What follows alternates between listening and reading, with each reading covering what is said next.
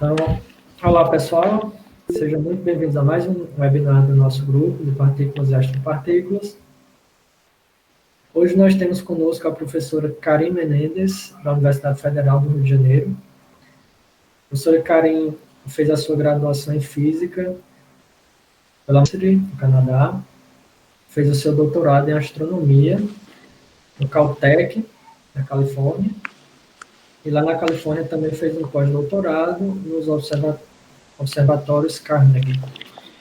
Desde 2011, ela é professora da Universidade Federal do Rio de Janeiro e ela atua principalmente na área de astrofísica extragaláctica, com ênfase na formação e evolução de galáxias.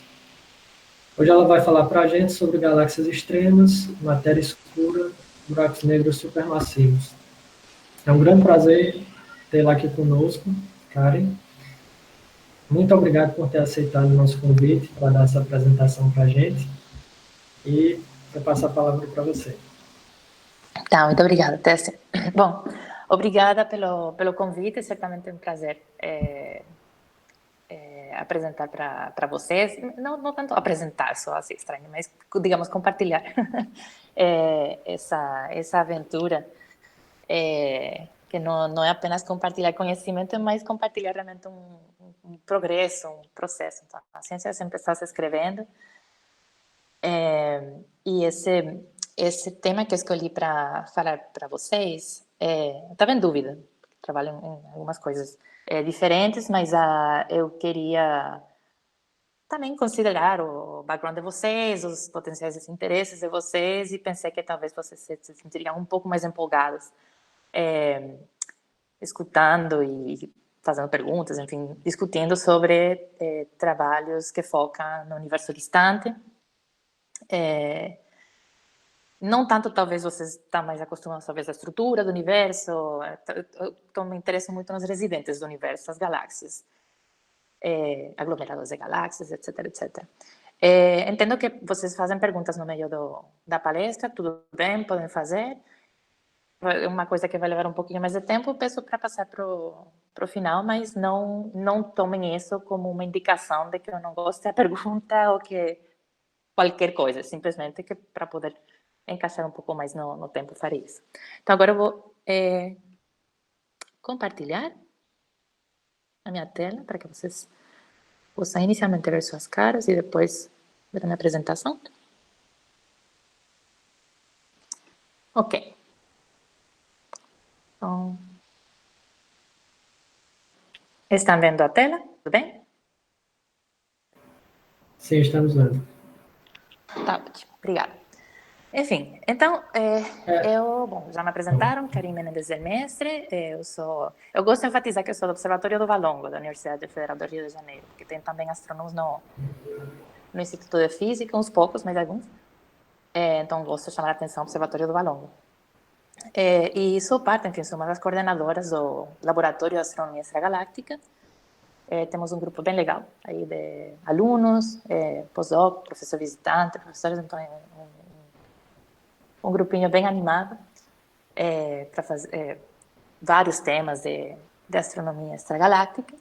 Enfim, que estou colhendo um pouco com cosmologia, tirar uma linha muito fixa é difícil, mas, aliás, deixa eu colocar aqui o tempo para ter uma noção. Sim.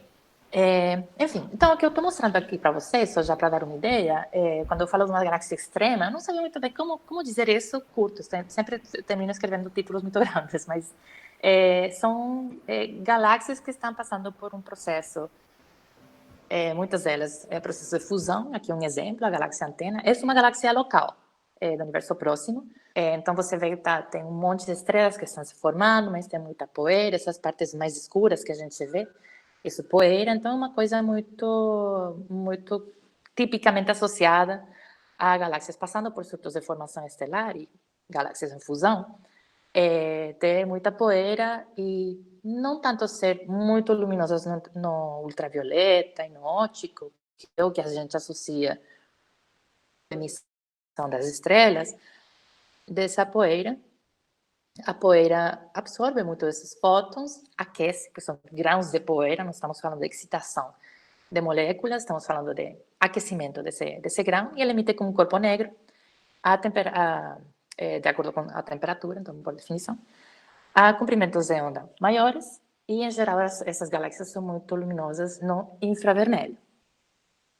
E se você considera galáxias que emitem muito no infravermelho, mas no universo muito distante, e você considera que o universo tem expansão, esses fótons azulzinhos que saíram da galáxia, o tempo que eles chegam até aqui, eles foram, nesse caso, comprimento de onda, passou para um comprimento de onda ainda maior.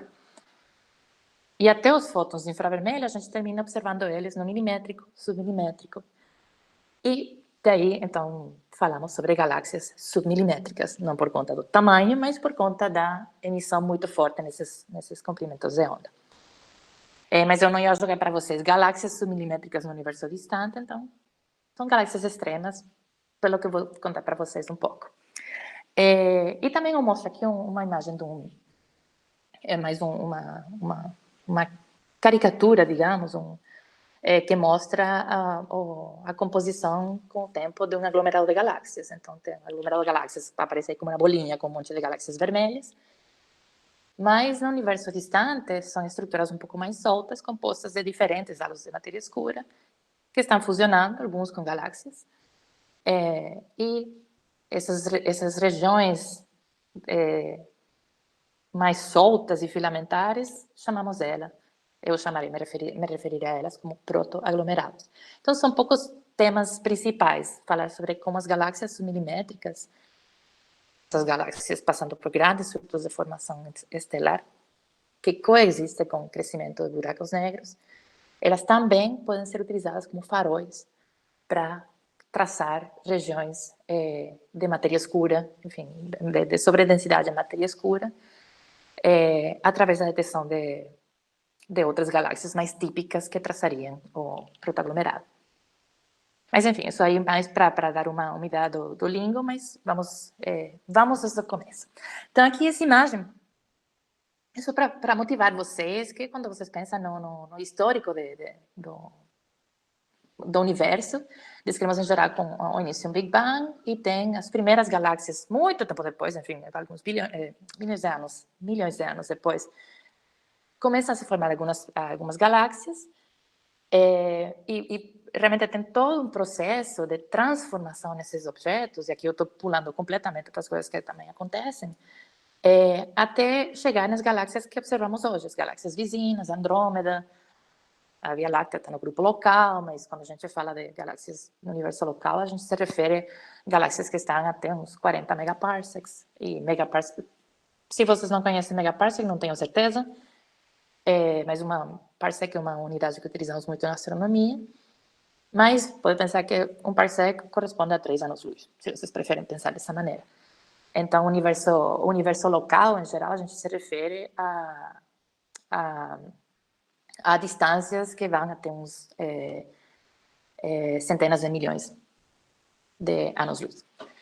Então, mas as galáxias próximas realmente representam, enfim, todas essas diferenças que a gente observa em galáxias próximas são realmente o resultado de uma série muito ampla de processos. E para entender, para poder criar algum modelo de como as galáxias se formam e evoluem, precisamos entender bem direitinho, entender bem, caracterizar bem o que a gente vê, esse zoológico de galáxias locais, porque qualquer modelo precisa chegar nesse ponto de referência. Por outro lado, as observações do universo distante, eles realmente dão um olhar para esses estágios mais primitivos. E eu não me conformo em ficar em um e no outro, então trabalho nos dois, mas eu decidi focar essa discussão com vocês no trabalho que eu faço no universo distante. Seguindo, então, aqui eu achei que seria legal, talvez, como aqui não tem troca, não estou vendo essas caras, é um pouco uma pena, mas a gente vai se acostumando a isso. Eu estou mostrando aqui uma coisa bastante impressionante quando você está acostumado a ver só imagens de galáxias, mas isso aqui não são imagens de galáxias, imagens feitas com um telescópio, isso aqui são imagens feitas, retiradas de uma simulação, da simulação Illustris, que eu vou mostrar para vocês um pouco mais tarde também. Mas o ponto é que as simulações hoje em dia realmente estão conseguindo, não estão fazendo apenas um tratamento numérico da matéria escura, que em termos, pelo menos, computacionais, é bem simples. Você só tem que pensar, bom, tem uns parâmetros iniciais, então as simulações cosmológicas partem de uns parâmetros iniciais e depois é só gravidade. Então, realmente, é simples essa parte da matéria escura, lidar com ela.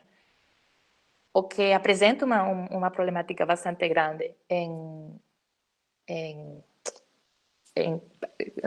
computacionalmente é o tratamento do gás, o fato que ele aquece, que você tem, enfim, aumento de densidade, você tem várias coisas realmente que vão levar de gás para a formação de estrelas. E isso requer todo um tratamento hidrodinâmico que custa muito aos computadores.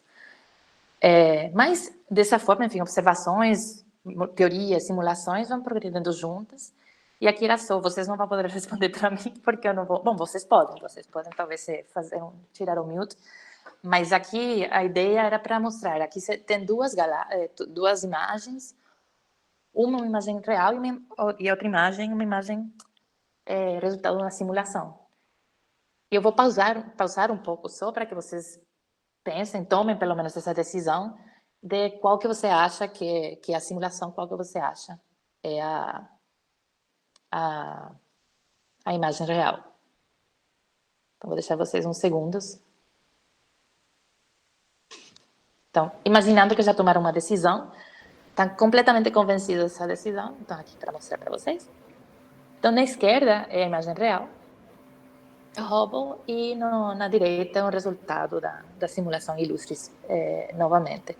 E aqui, basicamente, é para apontar que, realmente, as simulações hoje em dia, e hoje em dia não estou falando nos últimos 20 anos, estou falando nos últimos 3 anos, é muito recente, estão realmente conseguindo reproduzir os tamanhos, tipos e cores de galáxias no universo. Tem sido uma luta muito grande, então não é um resultado que já a gente está ficando cansado de falar isso, não é nem 10 anos, menos, 5 Illustris, agora tem uma nova TNG 50, que está realmente fazendo esse resultado ainda mais forte, permitindo a gente resolver ainda mais as regiões menores, as galáxias, para poder melhor reproduzir as propriedades. Karen, só para constar, eu chutaria a da direita como sendo a real. O pessoal aqui no chat também falou que era da direita e nós todos acabamos errando aí. Então, para você ver como é difícil de distinguir. Aliás, eu estou me dando conta, eu gostaria, não tenho como ver o chat, eu também, ao mesmo tempo que estou apresentando. Mas qualquer coisa eu posso passar para você, se alguém fizer pergunta. Tá, então se alguém quer fazer uma pergunta e colocar no chat, você me avisa, então. Tá? Isso. Tá. Então, já como eu fiz isso, eu já sabia. Então, é legal. Na verdade, o que é legal é que as pessoas se equivoquem. Porque se todo mundo adivinha corretamente, então quer dizer, então, a simulação não tá tão bem, não. Mas sim, vocês podem ficar olhando, tem vários detalhes que talvez revelariam que imagem real, mas outros argumentos, até eu teria apontado que a imagem da direita. A primeira vez que eu vi isso, achei que a imagem da direita também, porque a resolução um pouco pior e achei que talvez era um efeito do telescópio, parecia mais realistas, enfim. Mas o ponto realmente é, se todo mundo adivinha ser corretamente, então não teria graça. Então, que ótimo que eu vou ter confusão aí. Então, continuando, eu queria, enfim, como as galáxias realmente, as galáxias elas vão adquirindo propriedades diferentes ao longo do tempo, e uma coisa que observamos é como as galáxias crescem, enfim, as galáxias aumentam a massa estelar, e isso pode ser de uma maneira mais calma, chamamos de mais secular, enfim, uma coisa que leva mais tempo. Pode ser, no caso da Via Láctea, por exemplo, a gente está ainda adquirindo massa de galáxias satélites, mas também pode ter grandes fusões de galáxias. E essa aqui é uma coleção de imagens mostrando não apenas fusões entre duas galáxias, mas vocês veem em alguns casos são múltiplas galáxias fusionando. Aqui são imagens reais. Em muitos casos tem uma galáxia central e várias galáxias menores, como o caso da Via Láctea. Mas o ponto é que as fusões de galáxias elas são muito abundantes. E elas podem ser elas podem ser, por exemplo, duas galáxias de massas similares, chamamos uma fusão de grande porte, onde as massas são similares, e isso leva, em geral, a um grande surto de formação estelar que pode ter um impacto na escala global do sistema. E essa imagem que eu tinha colocado para vocês no primeiro slide, é realmente um zoom, é uma ampliação dessa parte central desse sistema, que dá agora para entender um pouco melhor, porque se chama antena, enfim, parecem umas antenas, só que se você apenas olha para o centro, não vai perceber as antenas, mas também pode ter pequenos surtos de formação estelar que apenas têm um impacto nas partes mais localizadas dentro da galáxia, aqui apenas mostrando alguns exemplos. Esses surtos de formação estelar local, eles não são apenas resultado de uma fusão, pode ter também estruturas dentro da própria galáxia, uma barra, por exemplo, jogando gás para o centro levar um surto de formação no centro. Mas é mais para entender aqui, para dar para vocês um sabor de como as galáxias vão crescendo e o que acontece, enfim, de maneira muito simples, é que o gás vira estrelas, está muito simplificado, tem muita coisa por trás disso, claro. A massa estelar aumenta, então tem mais estrelas, portanto a massa estelar aumenta. E no caso, enfim, como apresentarei para vocês agora um segundo, o que vemos é que todas as galáxias massivas, quando eu falo massivas, me refiro a galáxias parecidas com a Via Láctea, vemos que tem um buraco negro supermassivo. E quando digo supermassivo, entre alguns milhões de massas solares até alguns bilhões de massas solares. E durante uma fusão, realmente tem o gás que passa perto, que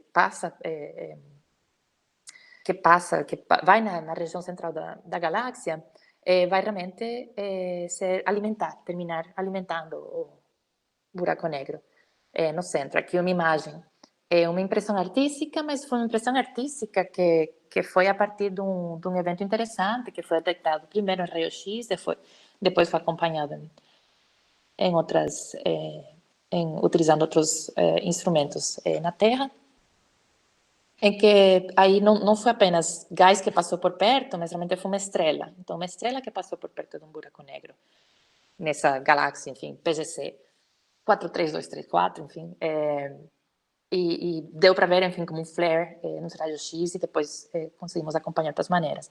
Então, o ponto aqui é que as fusões de galáxias tem muita coisa acontecendo, sobretudo quando são fusões de galáxias similares em tamanho. Então, levam realmente a um impacto global que pode levar, então, à coexistência de um buraco negro ativamente sendo alimentado e a uma grande região passando por um surto de formação estelar. E aqui eu queria só mostrar para vocês, eu não sei, vou ter que sair da apresentação um momento, é uma animação que eu vou mostrar para vocês aqui. Só que aqui, só que aqui acho que não aparece como, ok, eu vou fazer para ver. Me avisem se vocês conseguem ver, vocês conseguem ver isso mais ou menos como uma animação? Isso. Ok.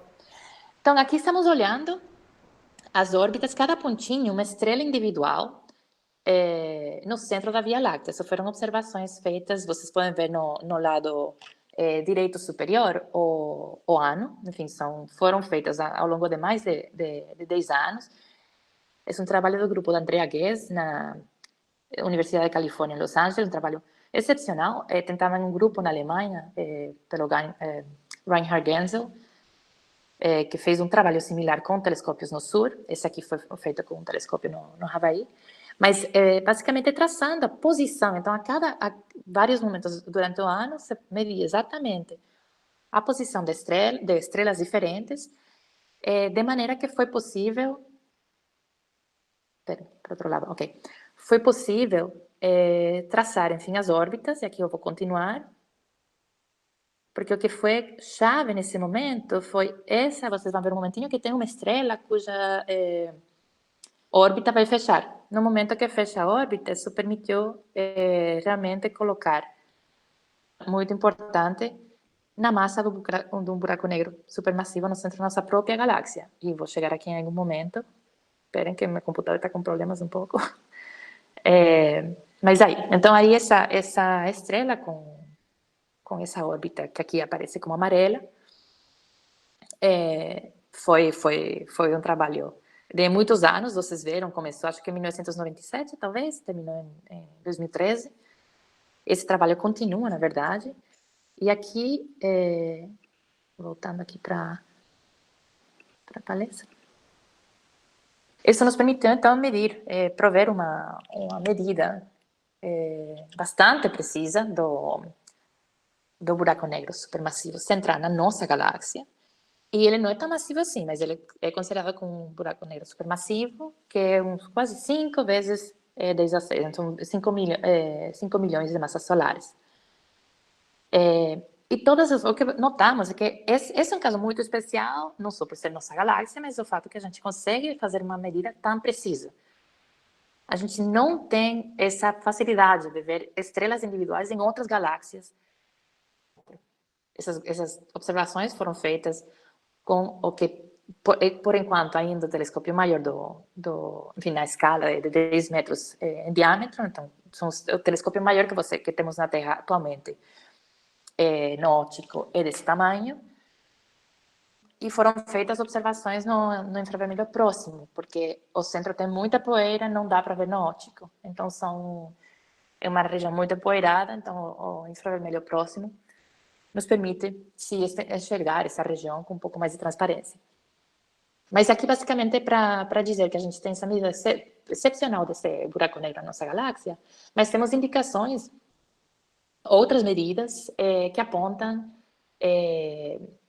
para a presença de um buraco negro supermassivo em toda a galáxia massiva.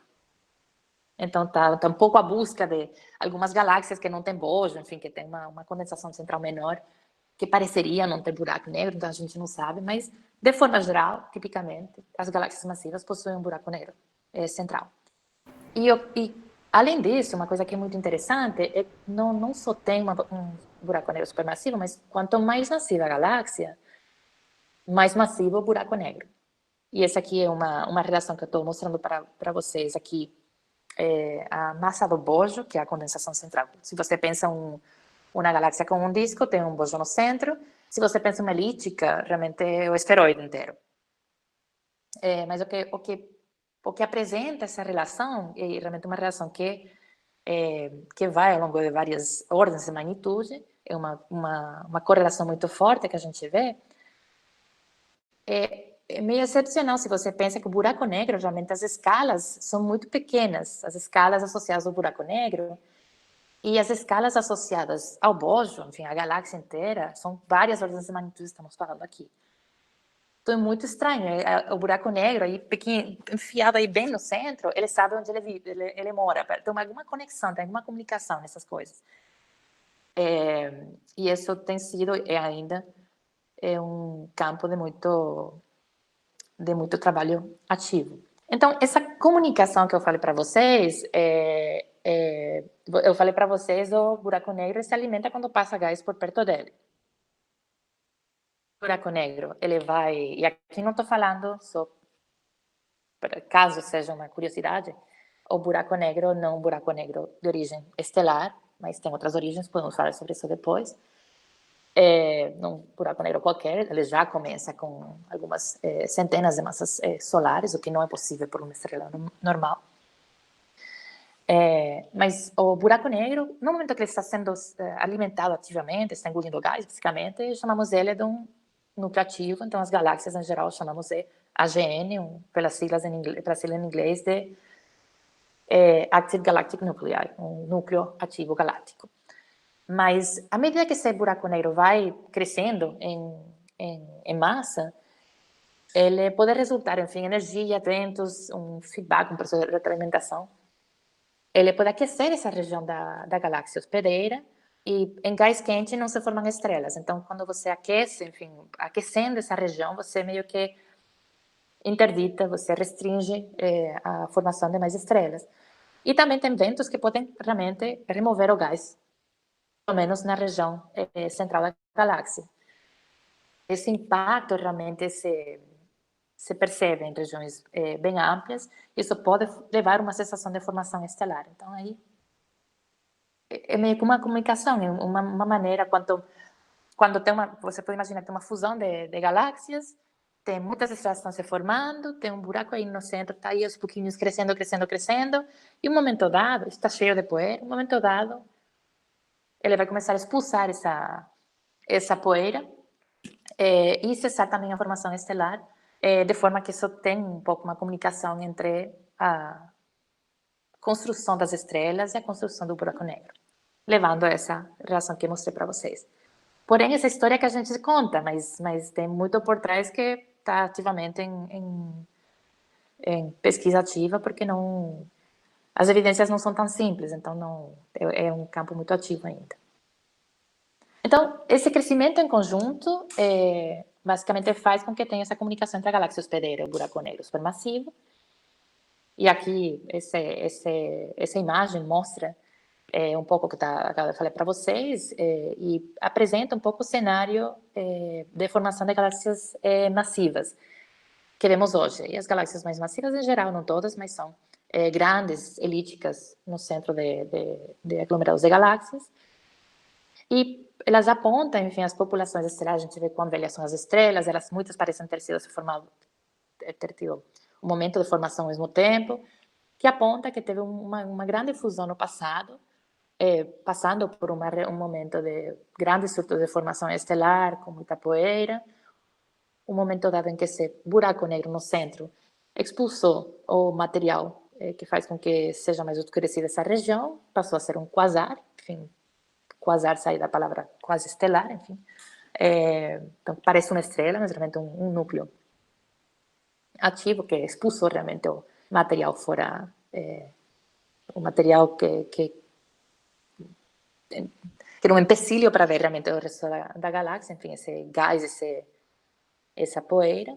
E depois temos uma galáxia que potencialmente poderia até adquirir uma massa maior através de fusões menores, chegando até uma elíptica local e também afetando o tamanho.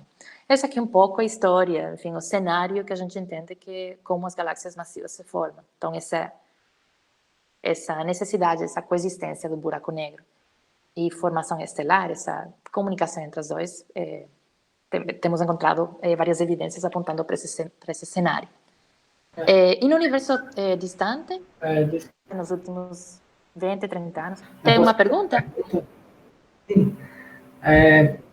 Sobre isso que você falou, sobre essa conexão entre assim, a influência do buraco negro na evolução da galáxia.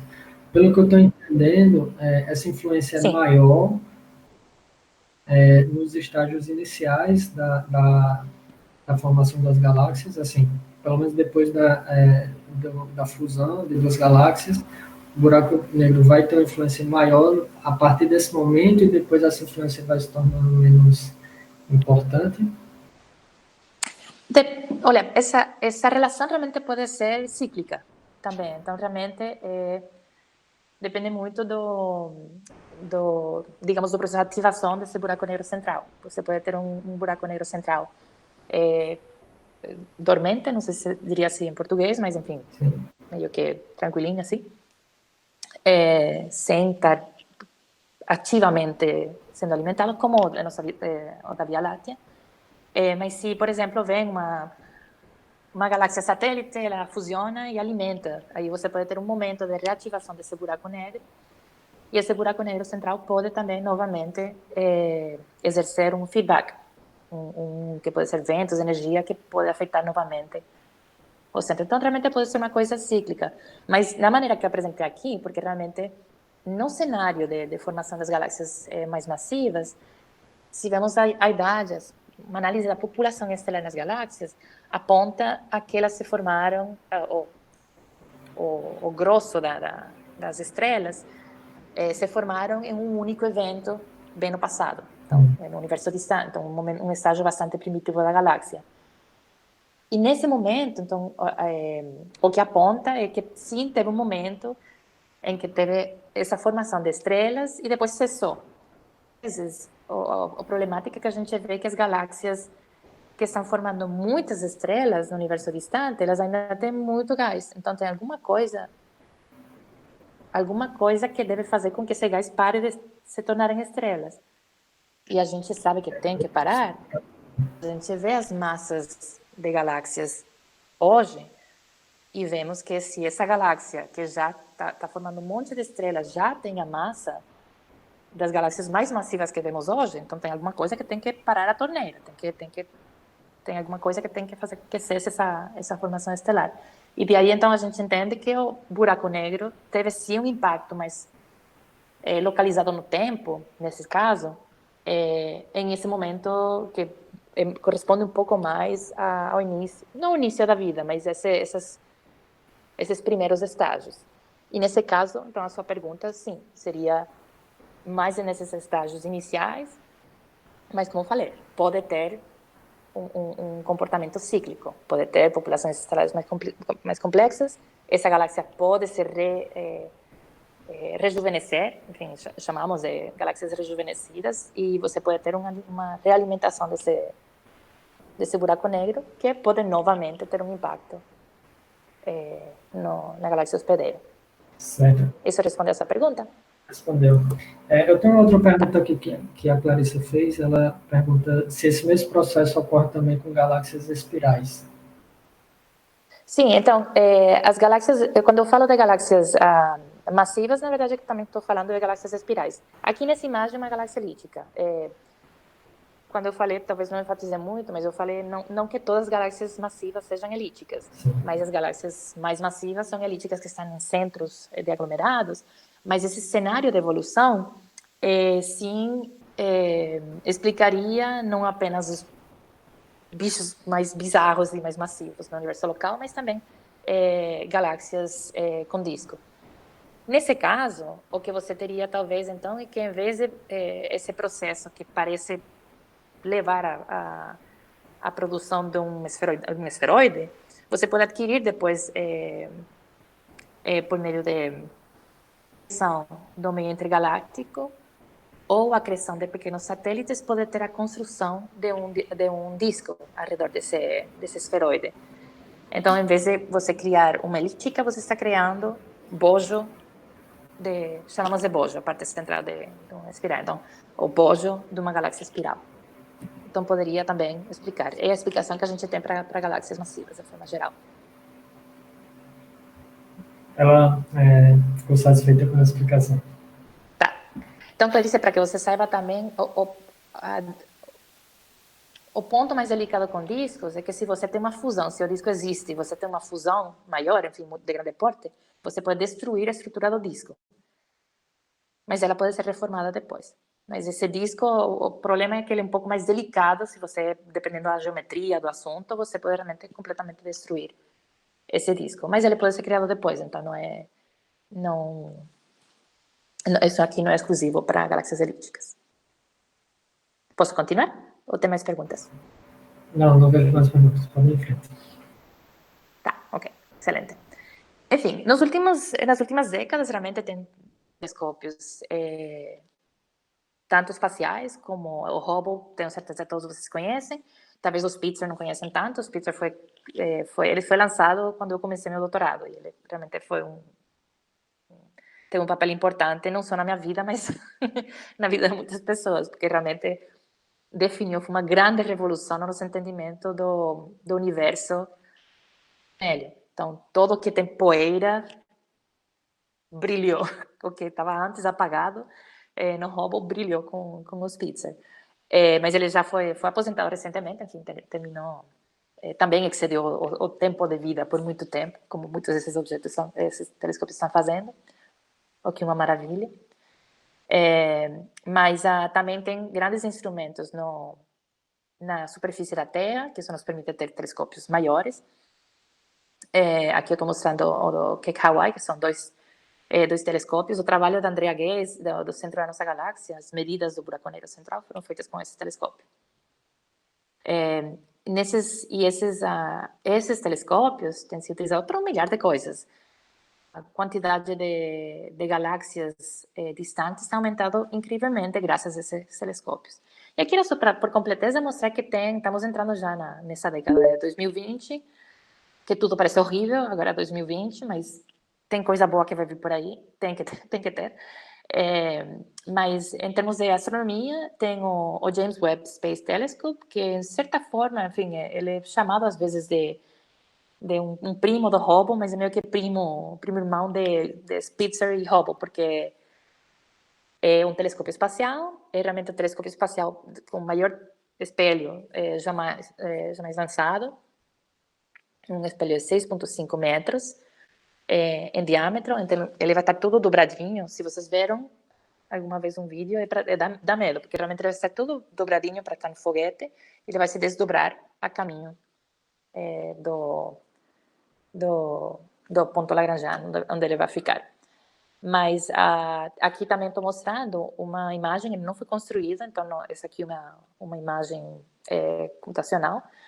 Se vocês olham bem pertinho, vocês podem ver que tem uns ônibus, enfim, caminhão, e tem uns carros, tem umas pessoas e tem uma casinha ali atrás. Isso é mais para impressionar vocês com o tamanho.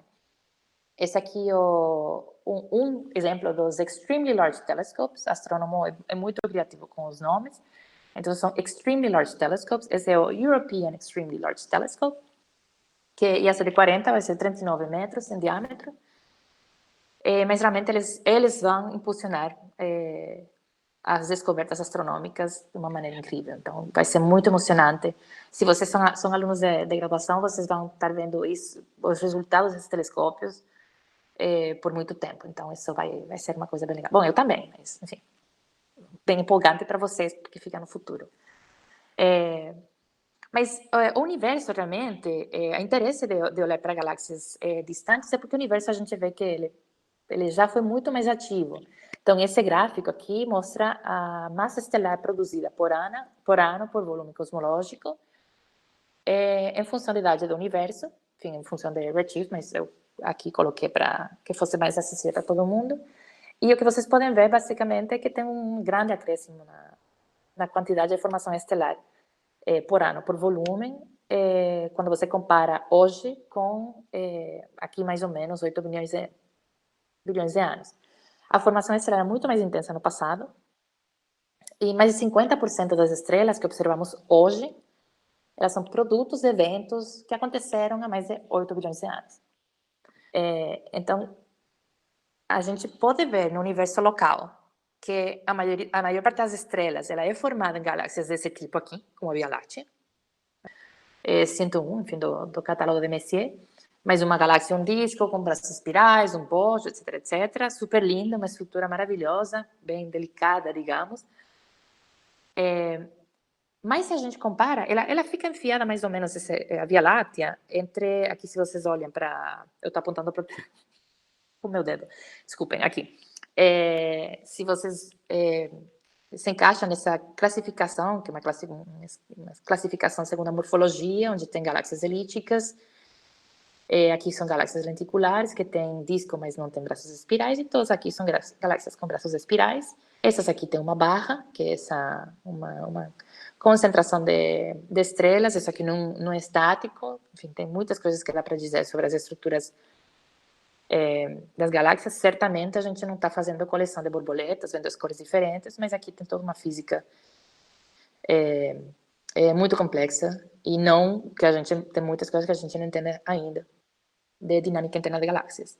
Mas a Via Láctea ela fica mais ou menos por aqui, entre esse B, quer dizer com B maiúsculo, quer dizer que é barrada, uma espiral barrada, e ela mais ou menos fica entre esse A e esse B, altura dos braços espirais e a proeminência do bojo central. Essas galáxias aqui são caracterizadas por populações estelares mais jovens, em geral tem cores mais azuis, como essa que eu mostrei para vocês aqui, onde dá para ver que essas cores mais azuis são particularmente nos braços espirais, onde estão se formando novas estrelas. E essas estrelas, as estrelas, enfim, nas elípticas, em geral são estrelas mais velhas, são galáxias mais desprovistas de gás. Então, se vocês querem se encaixar novamente naquele cenário que eu falei, imaginem aqui, acabou todo o gás, seja porque foi utilizado ou o buraco negro expulsou. para a galáxia inteira, mas enfim, tem pouco potencial de novas estrelas se formarem, a menos que tenha alguma criação nova de gás, entrada de gás nova por conta de alguma outra galáxia, ou algum clump no filamento que chegue até ela. Mas isso é no universo local. Se a gente se considera a idade, enfim, quando o universo era bem mais novo, aqui basicamente estou mostrando essa mesma classificação morfológica, mas aqui é sempre cada vez mais difícil quando você considera tempos mais distantes de agora, enfim, idades quando o universo era bem mais novo.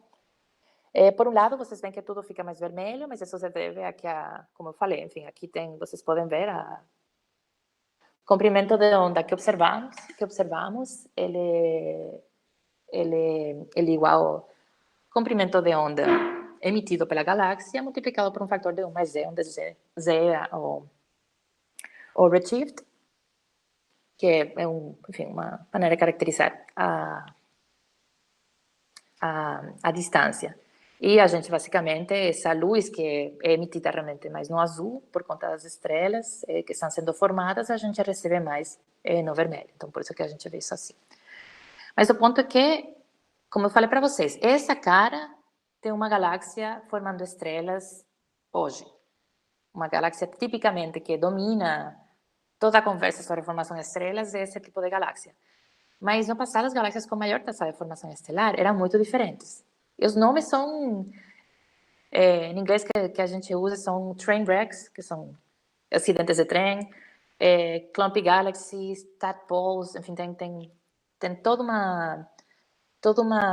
um léxico que é utilizado para apontar o fato que elas são muito mexidas, muito complexas, mas não no sentido que tem uma estrutura bonitinha complexa. É complexa no sentido de que acontece alguma coisa, não dá para ver a metade, porque tem muita poeira. O ponto é que as caras são bem diferentes, e não apenas as caras, mas isso também revela condições internas do gás, de turbulência, que são bem diferentes em galáxias distantes.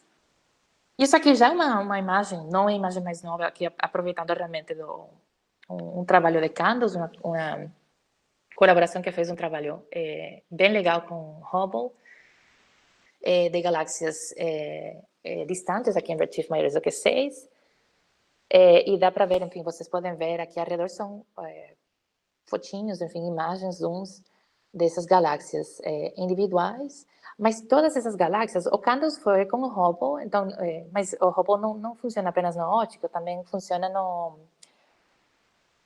um pouco, se estica um pouco na direção do infravermelho próximo, pouquinho, muito, mas o suficiente para poder enxergar muitos desses objetos de poeira. Porém, a maior parte desses objetos aqui, eles são mais luminosos no óptico, no ultravioleta, então não são objetos que têm muita poeira. E aqui surge a dúvida, não surgiu assim, realmente surgiu porque apontamos com telescópios que conseguem enxergar no infravermelho, e a gente viu um monte de coisas que a gente não via antes. Mas toda essa motivação pode ser para uma outra palestra. Mas as galáxias obscurecidas por poeira, que eu queria entrar um pouco nesse assunto, essa aqui é a distribuição espectral de energia de uma galáxia. Basicamente, você poderia pensar como se fosse mais ou menos. Aqui é a emissão de estrelas, coletivo de um monte de corpos negros, você poderia pensar dessa forma, diferentes, com temperaturas diferentes. Aqui tem uma região um pouco, voltarmos para ela, infravermelho médio, e tem aqui você pode pensar como a coleção de alguns poucos corpos negros, poderia até aproximar com um apenas, resultando não de estrelas, mas da reemissão de fótons que foram absorvidos, enfim, fótons ultravioleta que foram absorvidos por grãos e foram reemitidos depois térmica. E aqui você pode ter a distribuição de tamanhos de grãos diferentes, mas com temperaturas de poeira que podem variar de uns 15 kelvins, uma coisa assim. E toda essa emissão é nas bandas infravermelhas. Se você considera, desculpem aqui, e só para enfatizar por que a gente se interessa, não é eu tento motivar em geral a razão pela qual a gente está fazendo as coisas e não simplesmente porque eu tive acesso a esse telescópio e fiz. Isso não é uma motivação. A motivação para entender essas galáxias empoeiradas, vem aqui, vou tentar explicar aqui um pouquinho. Aqui você pode ver basicamente a luminosidade no infravermelho por volume, é em função do Redshift. Aqui, nessa região, basicamente com Redshift 0, hoje, universo local. E aqui, essas diferentes cores apontam para a contribuição de galáxias diferentes. Aqui são todas, em verde são todas as galáxias juntas. Azul são galáxias normais. Quando eu falo de galáxias normais, me refiro a galáxias tipo Via Láctea. E essas galáxias, essa contribuição em amarelo e em vermelho, corresponde a galáxias que são muito luminosas no infravermelho. Elas são muito luminosas ou ultraluminosas. Então, chamamos de galáxias luminosas no infravermelho e galáxias ultraluminosas no infravermelho, quando a luminosidade sobrepassa 10 a 12 luminosidades solares. Mas o ponto aqui é que, se vocês olham, hoje em dia, primeiro que não tem nenhuma galáxia ultraluminosa no infravermelho no universo local. Elas são muito raras, as galáxias luminosas no infravermelho. O que domina realmente a densidade de energia são as galáxias normais como a Via Láctea. Se você vai para o universo mais distante, e aqui, para ter uma ideia, Redshift 0.8 é metade da idade do universo. Não é uma coisa linear, então 0.8 é metade da idade. Então, você pode ver que mais ou menos nesse momento, já as galáxias luminosas no infravermelho, elas compensam completamente, elas sobrepassam a contribuição das galáxias normais. E se você continuasse esse gráfico, não estou mostrando, mas tem outros gráficos que mostram que quando você passa para Redshift 2, 3, luminosas, elas sobrepassam a contribuição dessas duas aqui. Para estudar galáxias luminosas no infravermelho, não é porque que é legal, vou usar esse telescópio, mas porque a gente viu que realmente elas são as donas do assunto em redshifts mais altos. Então, as fontes brilhantes no infravermelho são escassas no universo local, mas elas dominam o universo distante. Então, se torna crucial o estudo delas para poder entender a evolução de galáxias e esses primeiros estágios. Acho que eu vou acelerar um pouco o meu ritmo, porque estou indo um pouco devagar. Mas, enfim, então, aqui, se vocês pensam, essas galáxias luminosas no infravermelho, em um Redshift 2, por exemplo, pensem de forma geral, no universo distante, esses fótons no infravermelho, eles vão ser esticados por conta da expansão do universo, e a gente recebe elas nas bandas milimétricas, submilimétricas. Então, você observa com telescópios como esse aqui, que, aliás, se vocês estavam prestando atenção minimamente às redes sociais ou às notícias, esse foi um dos primeiros instrumentos que foram apontados para Vênus. Então, fosfina foi primeiro esse e depois ALMA, para a detecção de fosfina em Vênus. Então, então, para que vocês vejam que realmente os telescópios são usados para coisas bem variadas. Muitos desses exemplares, essas galáxias ditas submilimétricas, inicialmente detectadas com esse instrumento, ou instrumentos desse tipo. E aqui é só para dar uma ideia, é uma imagem no óptico, e esses contornos em cima são em submilimétrico. Então, você pode ver aqui, por exemplo, que tem uma correlação, então uma galáxia que brilha muito no óptico, mas também brilha muito no submilimétrico. Mas tem casos como esse aqui, por exemplo, que não parecem nem ter uma contrapartida no óptico. Então, realmente é uma galáxia muito empoeirada. Então, elas foram grandes incógnitas no começo, no final dos anos 90. Aqui foi uma orientadora, enfim, que fez bastante trabalho teórico, inicialmente com essas galáxias, depois foi mais para observacional. Tem uma coisa muito especial da seleção submilimétrica, e eu chamo delas como o universo nos dizendo, me usa para entender o universo distante. Eu vou explicar para vocês por quê. É meio intuitivo, se você basta uma fonte de luz, se você coloca uma distância maior, o fluxo que você medir é mais fraco. Isso é uma coisa, enfim, por conta da distância, tudo bem. Se você está pensando uma lâmpada, enfim, tem que pensar na distribuição espectral de energia, mas você afasta, parece mais fraco. Isso que a gente vê nesse gráfico aqui, que é de fluxo em função de redshift, ou distância, você poderia pensar, tem diferenças, mas... então, no óptico, no infravermelho próximo, no rádio também, no infravermelho médio, a gente observa essa queda. Porém, e isso basicamente, se você volta para a consideração do comprimento, da distribuição espectral de energia de uma galáxia, você pode ver aqui, eu estou mostrando apenas a parte no infravermelho, o óptico estaria por aqui. Aqui é para redshifts diferentes, então com redshifts maiores, você vê que, sim, você vai afastando, por conta da distância vai ter uma queda na intensidade, mas também por conta da expansão do universo, você está deslocando, o seu filtro está fixo, enfim, um pedaço de vidro, você está observando uma banda específica, e você pode ver que o fluxo que você vai medir para redshifts cada vez mais baixos, ele vai ser realmente mais baixo. Submilimétrico, milimétrico, olha onde você está olhando. Você está basicamente apontando em redshift zero. Você está nessa queda, na queda, na metade aqui, o caminho dessa emissão no infravermelho. Mas se você considera não apenas que, à medida que você considera galáxias cada vez mais distantes, a espectral de energia, ela não vai apenas diminuir na intensidade que você detecta, mas ela é deslocada para o vermelho, o que faz com que você vai estar traçando a cada vez regiões mais altas, mais próximas do pico.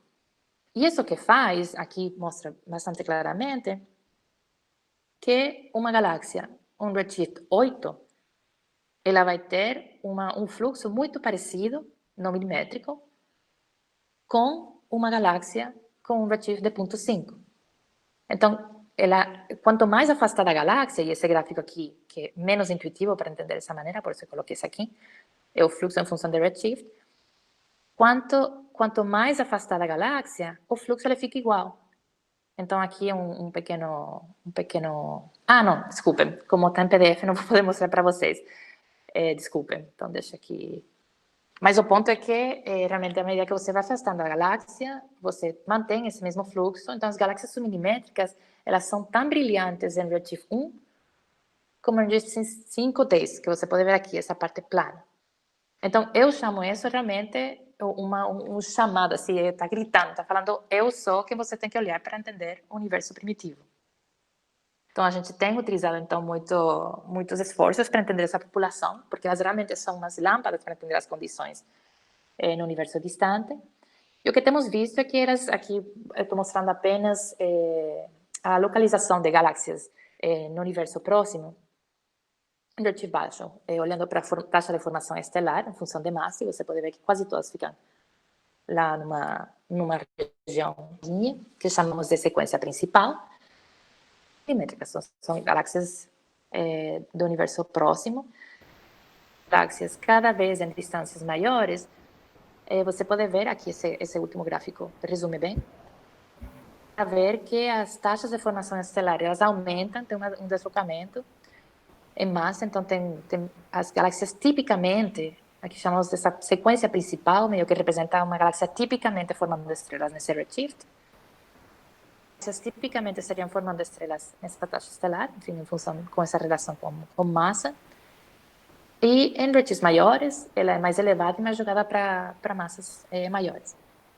E as galáxias submilimétricas, se você considera apenas as galáxias entre redshift 1.5 e 2.5, que é mais ou menos juntando esses dois gráficos aqui, elas ficam por cima, por um fator de 10, na verdade. Então, chamamos elas de galáxias que realmente, elas não apenas estão formando, parecem estar formando muitas estrelas porque são muito diferentes do que a gente observa hoje em dia, mas também comparado com as vizinhas, com o tipo de galáxia que normalmente mora nesse momento do universo, que reside nesse espaço, nesse tempo, as galáxias submilimétricas, que eu estou chamando aqui de SMG, realmente albergam atividade de formação estelar que as classificam como starbursts. Então, elas estão formando de 100 a 1000 vezes mais estrelas por ano. Tem uma pergunta? Sim. Eu tenho uma pergunta aqui do Farinaldo. Ele pergunta se você trabalha também com galáxias dominadas por matéria escura, com uma alta razão de massa por luminosidade, e reconstrução do perfil de densidade. Isso mais no universo próximo. Então, tenho trabalhos com galáxias anãs. Porque galáxias anãs são galáxias que têm uma baixa massa estelar, e elas são caracterizadas por ter uma quantidade maior essa razão de matéria escura para a massa estelar é alta. Mas tem trabalhos, porque as galáxias anãs se torna muito difícil estudar elas em redshifts mais altos. A gente pena muito, a gente sofre muito tentando pegar apenas galáxias típicas, tipo a Via Láctea, em esses redshifts altos. Mas tem grande interesse em entender o papel das galáxias anãs em alto redshift, não apenas pela questão da matéria escura, mas também porque parecem ser, talvez, os locais onde as sementes de buracos negros supermassivos se formam. Um papel crítico na reionização do universo. O trabalho que eu faço é mais com estudo de estrutura estelar em galáxias anãs em baixo redshift, para entender a distribuição de matéria escura na escala galáctica. Então, não tanto esse trabalho que eu estou falando aqui das galáxias submilimétricas, vou falar aqui daqui a pouco para fechar realmente, o que eu uso para traçar regiões de matéria escura em larga escala. Falar um pouquinho mais sobre isso depois, se quiser. Tá? Então, aqui, só fechando, aqui falando um pouco, é muito trabalho. Então, olha, aqui vocês vão ver, tem muitos autores, também trabalho meu, daqui que cada trabalho referências aí, se vocês tiverem interesse. Estou só apontando para os resultados. O que vemos também é que as galáxias submétricas temos indicação clara de que são sistemas em fases de colisão, vários trabalhos que foram feitos ou usando traçando a distribuição de gás molecular, utilizando instrumentos como a ALMA no Chile, que é um grande interferômetro que dá a melhor resolução espacial que temos até agora. Também esse trabalho aqui olhando para a distribuição de gás ionizado. Então, aqui é mais o impacto que as estrelas têm no redor. E o que vemos é que não vemos rotação como se encontraria no caso de um disco, mas vemos dinâmicas mais mexidas, apontando para a presença de fusões. Tem vários trabalhos que têm apontado o fato que elas são aqui apenas vários cortes, várias subdivisões das galáxias submilimétricas, mostrando que elas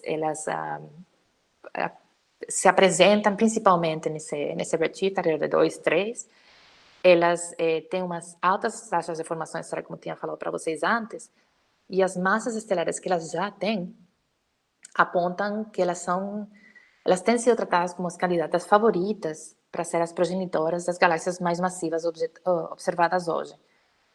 Já com o tempo, aqui foi uma predição de Lilly, enfim, Simon Lilly em 99, já com o tempo entendemos que as galáxias submilimétricas elas não produzem apenas as mais massivas, mas também galáxias mais típicas.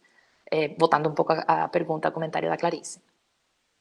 O que vemos das galáxias submilimétricas também é que elas coincidem aqui uma distribuição em redshift de galáxias submilimétricas, aqui é o histograma, e esse gráfico, a curva apresenta a distribuição, já é um trabalho mais antigo, mas eu achava que era mais transparente mostrar dessa forma, mostrando a distribuição de quasares. Então, tem uma coincidência temporal no momento em que teve um auge, enfim, muita presença de AGNs e galáxias submilimétricas coincidem. Tem outras coisas que apontam que tem uma entre as duas. As galáxias submilimétricas, vemos que tem muita indicação olhando fazendo espectroscopia, vemos que tem presença de altas velocidades, que apontaria gás andando em altas velocidades no centro, devido a um buraco negro supermassivo.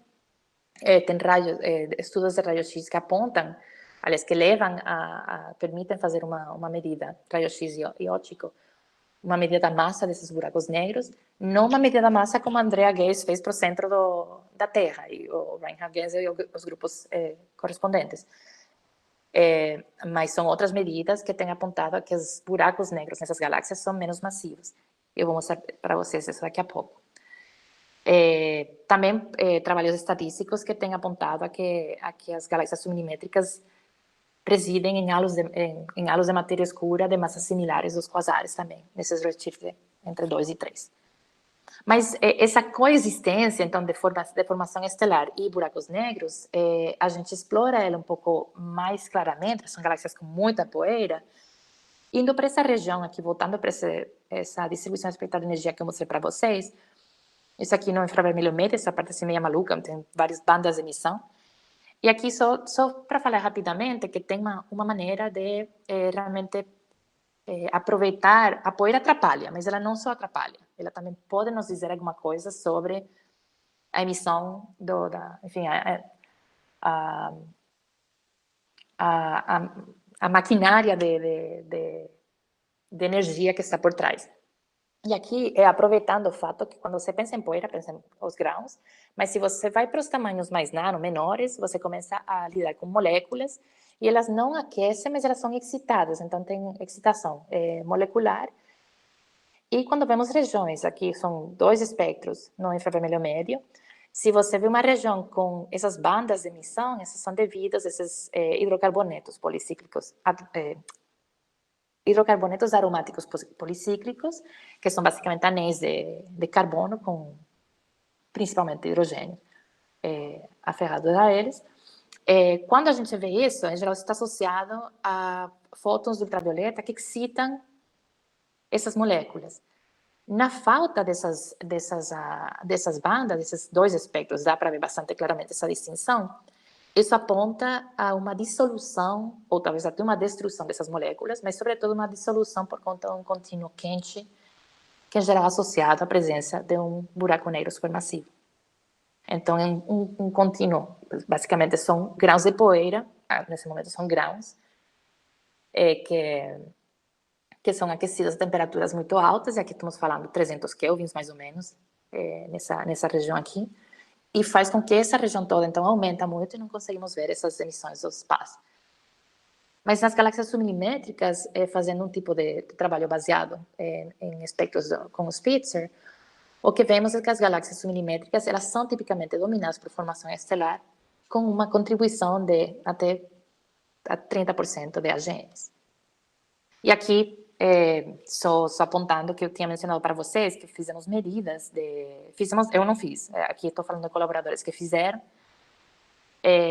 medidas do tamanho do buraco negro central, e vemos que as galáxias submilimétricas, elas ficam aqui, elas ficam por baixo daquela relação que eu tinha mostrado para vocês, que aqui eu mostro um exemplo diferente, onde podemos ver a massa do buraco negro supermassivo, e essa aqui as velocidades de dispersão do esferoide, mas isso está associado com a massa. Vocês podem ler isso aqui está correlacionado com a massa da galáxia. E vocês podem ver que as galáxias submilimétricas elas estão por baixo. Então, isso aponta que as galáxias submilimétricas parecem corresponder a uma fase de rápido crescimento dos buracos negros para poder chegar, para que uma galáxia massiva possa chegar nessa relação observada localmente. Então, aqui, só vendo, vou fechando essa parte aqui. Então, as galáxias submilimétricas, elas realmente são uma fase-chave no cenário de formação de galáxias. Elas parecem, aqui estou voltando para aquele gráfico que eu tinha mostrado para vocês, aquela ilustração, e corresponde realmente a essa região empoeirada de formação estelar, as dinâmicas que a gente vê e as morfologias, que são bem mexidas, apontam para fusões ativamente acontecendo, e um buraco negro supermassivo jovem. E essa fase, a galáxia submilimétrica, ela realmente parece ser uma chave crítica para a formação de galáxias massivas. Então, é de grande interesse ver esse momento, estudar esse momento para entender como as galáxias massivas adquirem as massas que observamos. Aqui eu vou colocar esse vídeo um pouco depois de terminar essa última parte, porque aí eu posso deixar rodando vocês o tempo que estão fazendo alguma pergunta ou estamos discutindo. Eu queria passar essa última parte, que é muito mais breve, só falando como a gente usa as galáxias são um trabalho em andamento, como o nosso interesse é de entender a criação, enfim, os primeiros estágios de formação de aglomerados de galáxias. Os aglomerados são as maiores estruturas que temos no universo. Em geral, você vai ter essas galáxias mais vermelhas. As propriedades a gente vê que dependem do ambiente. Então, tem essas galáxias mais vermelhas, eu tentei mostrar aqui um pouco, no centro dos aglomerados, e as galáxias mais azuis, que são galáxias ainda ativamente formando estrelas. As vermelhas, elas realmente são, já acabou o assunto, elas formam as estrelas delas, estão passivamente evoluindo, então não tem novas estrelas se formando, elas ficam mais no centro, as outras estão em regiões menos densas. Mas quando você pensa em aglomerados, nos primeiros estágios, são realmente essas estruturas mais soltas, onde tem, enfim, então, vários halos de matéria escura estão se juntando, alguns que têm galáxias, alguns têm vários, etc. E a gente está interessado em entender como o ambiente, essa relação ambiente-propriedades de galáxias se estabelece. Então, para isso, a gente tem que estudar galáxias em essas regiões. E um interesse aqui também é que a gente pode utilizar as velocidades individuais das galáxias para ter uma ideia de quais são essas massas. E a gente pode traçar, então, um olhar, uma medida da massa dinâmica, nos permitindo medir, então, as massas desses halos de matéria escura. Então, vou pular essa parte, são várias abordagens para detectar aglomerados no universo não muito distante, mas seja olhando para galáxias mais velhas, que sejam todas acumuladas, olhando para o gás quente, que é um gás quente que está dentro dos aglomerados, não dentro das galáxias individualmente, mas entre as galáxias, e também utilizando o lenteamento gravitacional, mas isso é extremamente caro por enquanto. Mas o ponto é que todas essas abordagens usuais, elas realmente favorecem aglomerados relativamente bem estabelecidos, seja porque as galáxias já têm um monte de galáxias massivas, passivas, evoluídas num lugar certinho, ou também porque tem o gás quente presente que já indica que tem uma estrutura gravitacionalmente ligada bem bonitinha. Então, tem um interesse em traçadores para ver estágios mais primitivos, e tem sido utilizados radiogaláxias e quasares com a técnica seguinte: você vê basicamente explora a região de um quasar, de uma radiogaláxia, e isso aqui se supunha, enfim, ia estar um blink entre duas imagens, mas como o PDF agora não tenho esse, esqueci. E fazendo imagens utilizando banda estreita e banda larga, podemos detectar emissores. Basicamente detectamos galáxias que têm uma emissão, uma linha específica, e uma forma de procurar galáxias mais normais ao redor desses objetos, essas radiogaláxias e quasares, que são objetos muito extremos. E tem sido super bem sucedido, enfim, realmente encontramos que as galáxias em essas sobredensidades são mais velhas, mais massivas, o que aponta aqui, isso realmente apontando aqui essa sobredensidade em Redshift 2.3, feito um trabalho por Steidel já há muito tempo, mas temos ido bem além disso agora. Mas o que vemos é que as radiogaláxias e quasares, se vocês veem aqui essa imagem, são um outro visual dessa formação de galáxias massivas. Aqui, Clarice viu com um disco. Mas as radiogaláxias, elas apresentam um tempo muito curto no estágio da vida de uma galáxia, 10 a 7 anos. Então, se você pensa o tempo que toma um aglomerado de galáxias adquirir virialização, você está perdendo muito tempo, muitas outras oportunidades de encontrar outros aglomerados que não tenham uma radiogaláxia. Então, o ponto é encontrar novos traçadores que sejam mais abundantes e um pouco menos extremos. E aí entram as galáxias submilimétricas. E esse aqui é um trabalho que eu venho desenvolvendo um tempo, porque tem requerido longas observações com muitos telescópios diferentes, mas eu trabalho aqui a ponto para o trabalho de doutorado da Mariana Rubet. Então, espero que ela seja quem falará sobre essas coisas mais para frente. Mas, basicamente, vemos uma região que tem um monte de galáxias submilimétricas. Buscamos emissores de Lyman alfa, que é basicamente emissão em regiões de hidrogênio, enfim, que está cascading, quando recupera o elétron reabsorvido pelo átomo. E o ponto aqui é identificar membros potenciais dessa aglomeração. Aqui em vermelho são galáxias submilimétricas e em verde são emissores de Lyman-alfa. E podemos ver que sim, tem uns picos de emissores de Lyman-alfa, que são galáxias mais normais, ao redor dessas galáxias submilimétricas. E a ideia é ver depois, fazer um follow-up para ver as galáxias, as propriedades das galáxias individuais, olhando para contrapartidas em instrumentos diferentes. Aqui, por exemplo, para essa galáxia. Essa aqui, vocês podem ver que são bem fracas, então, mas elas dá para ver elas ainda. Para poder fazer estudos de população estelar, saber quais são as massas, formação estelar, se tem um AGN, etc., ver se são mais velhas. Um pouco como a gente pode fazer também no universo local para diferenciar regiões diferentes de uma galáxia, qual que é mais velha, qual que é mais jovem. Fazer isso mesmo, mas com as galáxias individuais dos protoaglomerados. E depois, realmente, entender, olhando para a distribuição das propriedades de galáxias dentro de cada aglomerado, e a gente faz isso em vários redshift, entre redshift 1 e 5, para entender como, se é que a gente consegue ver uma segregação de propriedades e como ela vai mudando. E aqui de interesse particular também é que a gente pode acompanhar o crescimento dos halos de matéria escura, utilizando as velocidades individuais dessas galáxias individuais, olhando para a massa dinâmica, baseado na velocidade que a gente possui, a partir dos espectros.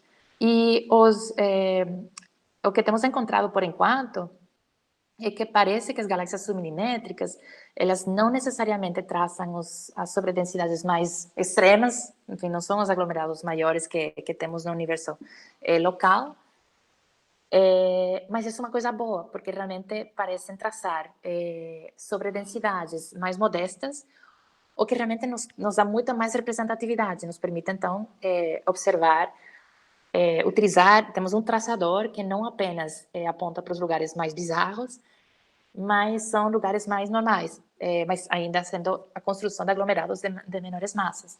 E isso é um olhar para essas regiões com halos de matéria escura, com massas mais, enfim, entre 10 a 12 e 10 a 13. E aqui, só fechando, então, com esse lado, as galáxias submilimétricas, e de forma geral, galáxias empoeiradas, distantes, estão se mostrando com grande potencial para restringir o aquecimento de estruturas em grande escala, mas isso é uma coisa que está apenas começando. E, enfim, meus colaboradores e eu somos das poucas pessoas que estão trabalhando nisso. Um trabalho que eu mostrei para vocês aí antes também era da equipe.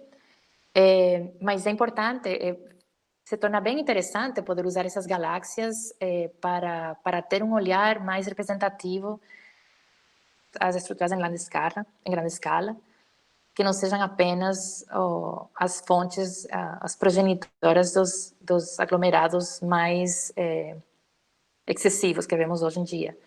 E realmente o que a gente espera é explorar de maneira como a galáxia e o ambiente local, como essa relação vai mudando dentro do próprio contexto do ambiente mudando ele mesmo, porque é um protoaglomerado variando. E aqui, para as galáxias submilimétricas, é mais um convite para utilizar elas, para entender, elas têm sido muito importantes no entendimento de como as galáxias massivas se formam. Dá para ver que elas facilmente podem construir as galáxias massivas no universo local, e tem muito trabalho bem emocionante por aí, vindo com o JWST, em particular também, um trabalho que eu tenho dois alunas trabalhando, a Yana Martins e a Raíssa Guimarães, de mestrado, doutorado e mestrado, respectivamente, não para galáxias submilimétricas no caso delas, mas a ideia seria utilizar a emissão desses policíclicos aromáticos, essas moléculas, para entender um pouco mais os detalhes desse power source que está por trás dessas regiões muito empoeiradas. Então, um momento muito emocionante para estar fazendo astronomia. E aqui só aviso que tem mestrado, tem o processo seletivo aberto, temos uma vaga para mestrado, mas se você tem interesse, entre em contato, que podemos tentar encontrar algumas potencialmente alguma outra solução, vamos ver. Inscrições abertas até 16 de outubro. E se tem algum interesse de fazer postdoc, entre em contato em particular aí comigo. Tem possibilidade de fazer certos arranjos, então é mais um convite aqui para entrar em contato comigo pelo Twitter, se você quer seguir. Agora, só vendo uma linda... Oi, se consigo. Ok, acho que eu vou mostrar para vocês agora uma... Se supõe que... Ok, não sei o que está acontecendo. Queria deixar vocês vendo a simulação de ilustres agora. E deixar aqui e deixar aberto para perguntas. Obrigada, gente.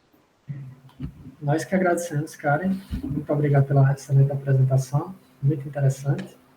E agora a gente abre para perguntas, lembrando que quem quiser fazer a pergunta pode habilitar o microfone, fazer diretamente, ou pode escrever no chat, e aí eu posso ler para a Karen. Karen, eu ia te perguntar sobre justamente isso que você falou no final, né? Para um estudante que está interessado em trabalhar no seu grupo, como era que ele poderia fazer? Bom, primeira coisa é mandar um e-mail. Tem o processo seletivo aberto agora. Eu falei, bom, você sabe, a situação atual tá bem triste com a CAPES, a gente perdeu 40% das nossas bolsas, quase 40%. Mas então tem pouca bolsa disponível, mas dependendo de qual tema, a gente pode fazer, especificamente para o grupo, antes eu tenho a facilidade de ter apoio do Instituto Serra Pilheira, e tem possibilidades de criar oportunidades para engajar tanto alunos como postdocs no grupo. Então, certamente, se tem um interesse nos temas que... Enfim, eu não falei apenas as coisas, eu não falei de tudo o que eu faço, mas seja isso, você vai no meu website, não sei se eu coloquei aí mas se você colocar no Google Valongo e meu nome, acredito que você deveria chegar no meu website, que não é o website que está atrelado ao Valongo, mas você pode ver o grupo de LASEX também. Montamos uma página e você pode ver o trabalho que fazemos, que eu faço, e certamente entrar em contato nesse momento. Existe a possibilidade de, se alguém quiser visitar o grupo para conhecer, existe a possibilidade de financiamento? Para passar um tempo menor, você quer dizer? Sim. Bom, tem também a possibilidade de, não sei, iniciação científica e coisas assim para ver. Certamente, dá para... Aí depende, o que eu diria, se tem algum interesse. Bom, nesse momento não dá para fazer nada, mas podemos sim fazer. Quer que eu tire ou coloco de novo? Pode colocar, é bem legal. Tá. Podem fazer mais perguntas, porque é bem legal, gente. Aí dá para ver o feedback do AGN, você vê ligado... Desculpa, deixa eu só falar aqui. Bom, matéria escura, direita, a temperatura do gás, mas você pode ver, bem legal, porque você vai ver como o gás vai aquecendo e depois você tem essas grandes explosões, essas expulsões de gás em galáxias de menor massa, poderiam ser até atreladas à formação de estrelas massivas, perdendo, enfim, passando pela fase supernova, ou simplesmente eventos estelares anteriores, mas esses grandões aí que você vê realmente são mais atrelados a esses ventos e expulsão de gás do AGN central que eu estava falando. Mas sim, então voltando, sim, aí é tudo, essa maravilha também do Instituto Serra Pilheira, que provê uma facilidade maior de arranjos. Então, certamente, se tem interesse, é só entrar em contato comigo e a gente conversa. Beleza, então para os estudantes interessados aí, está dado um recado.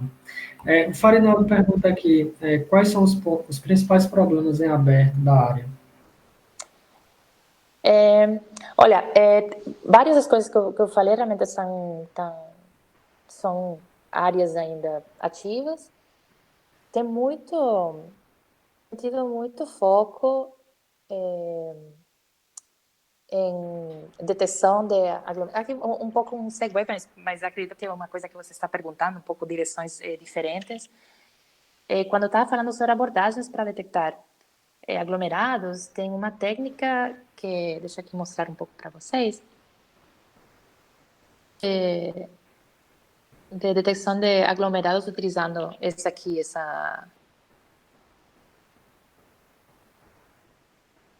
Universeldovich. Então tem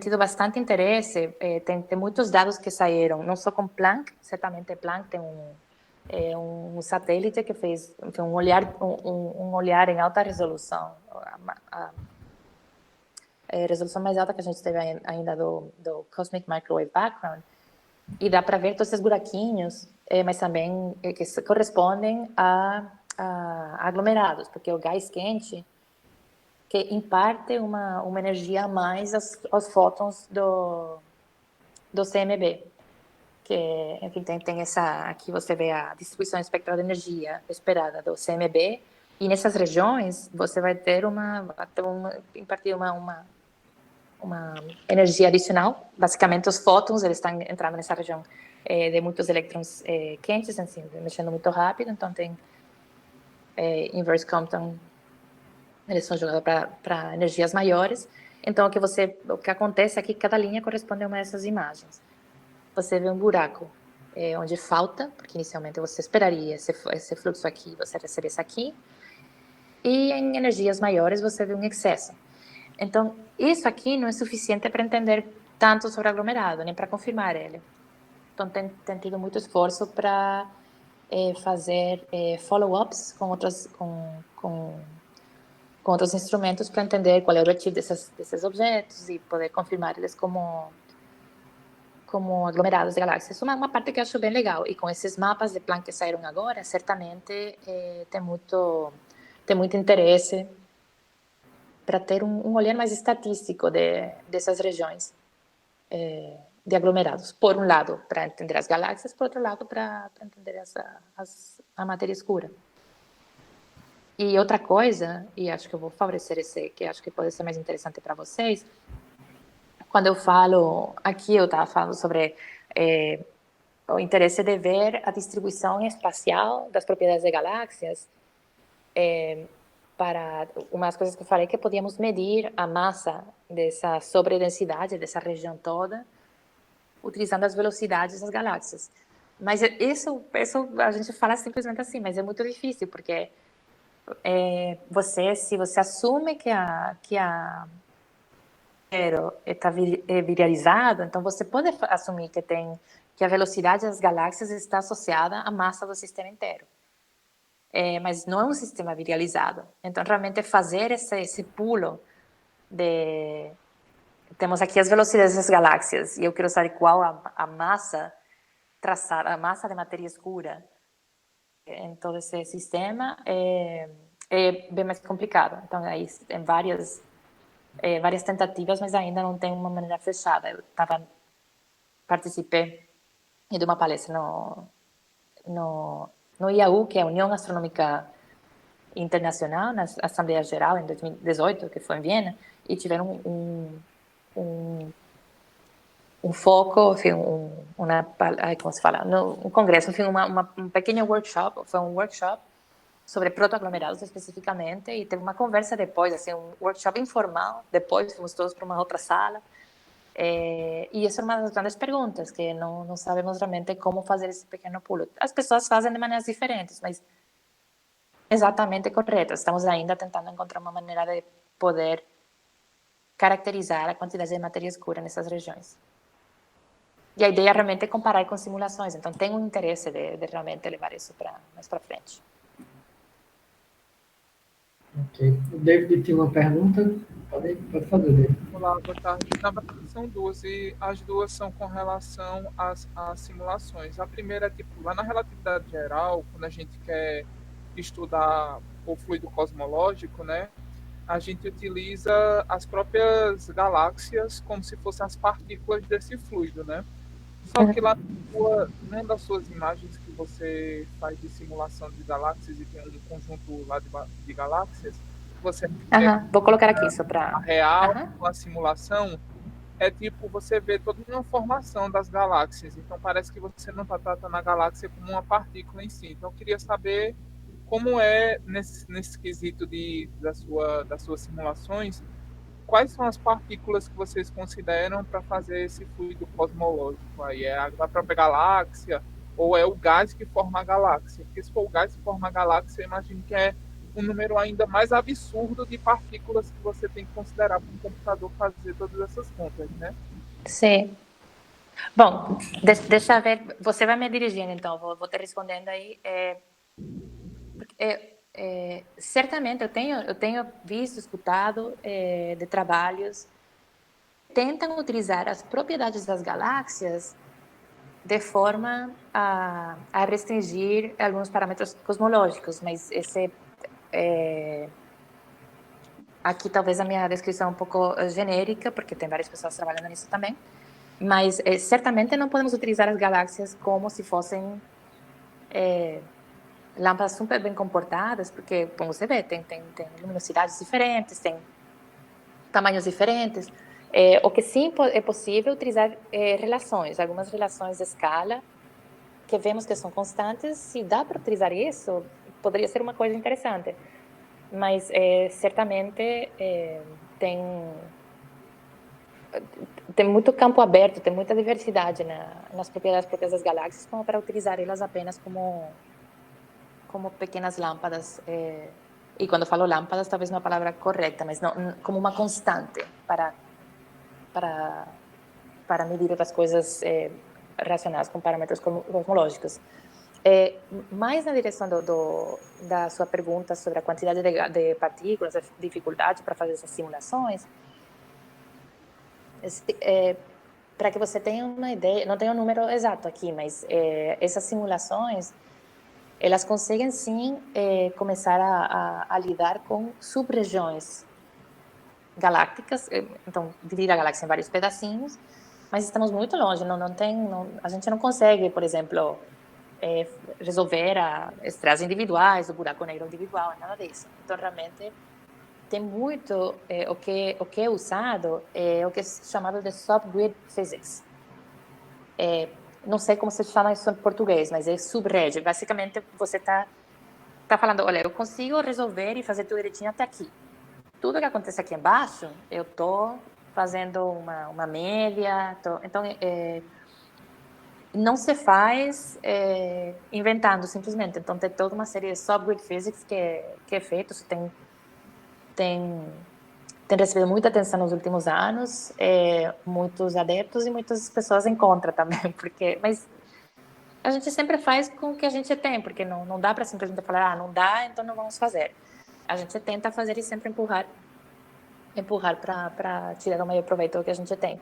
Mas também eu lembro uma outra conversa, enfim, para a criação do buraco negro, enfim, não se utiliza, acredito que é tudo clássico, realmente não se utiliza a relatividade geral para a descrição, porque os buracos negros a gente não consegue, não tem uma resolução do que está acontecendo próximo ao buraco negro. Então, meio que tudo clássico, porque a gente está ainda em pedaços gigantescos da galáxia.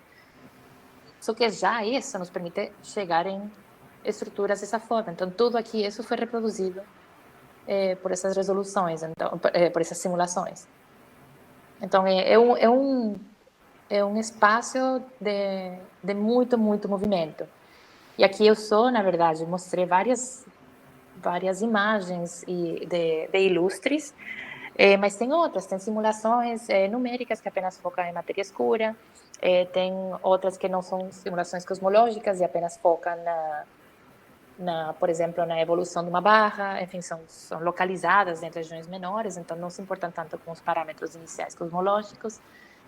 Mas essas, por exemplo, conseguem bem mais, você consegue fazer um acompanhamento muito mais resolvido. Então, mas aí isso já não está dentro de um contexto cosmológico. Então tem todo mundo aí na questão das simulações e tem muita atenção que está sendo dada, porque se você se interessa, por favor, continua, porque tem muito para fazer aí. Deixa eu perguntar, então, tu está dizendo que essas simulações que você está falando ainda não utiliza a relatividade geral, não? Você Desculpa, eu estou perdendo um pouco. Você pode se aproximar talvez um pouquinho mais o microfone? melhor? Eu não sei. Está me ouvindo melhor? Tá bem baixo o áudio. Mas eu vou fazer aí. Repita então com Aí. carinho, de novo. Essas simulações que você tá me dizendo que são ainda feitas com uma gravitação newtoniana, é isso?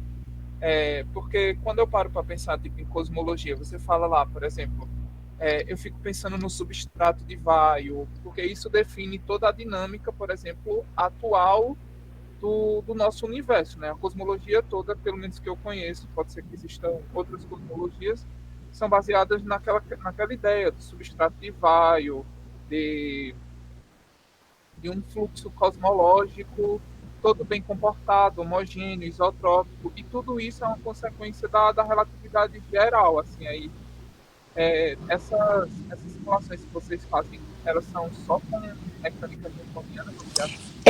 Bom, primeiro que eu não faço simulações, então estou te falando mais porque eu me preparo lendo, enfim, eu vou e acompanho essas coisas.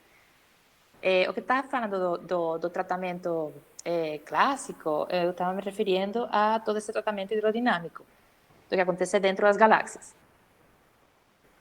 Então, já o quadro mais amplo, não sei. Aí não sei, do tratamento cosmológico. Mas aí, quando você parte desses parâmetros iniciais, que eu não tenho feito mesmo, então aí não sei tanto. Eu tenho sempre me focado mais esse interesse na parte hidrodinâmica, comportamento do gás. É isso que eu estava falando para você, que quando você foca dentro da galáxia, o que está sendo tratado, o gás está sendo tratado de maneira clássica. Aí o resto, a sua pergunta, não posso responder, não sei.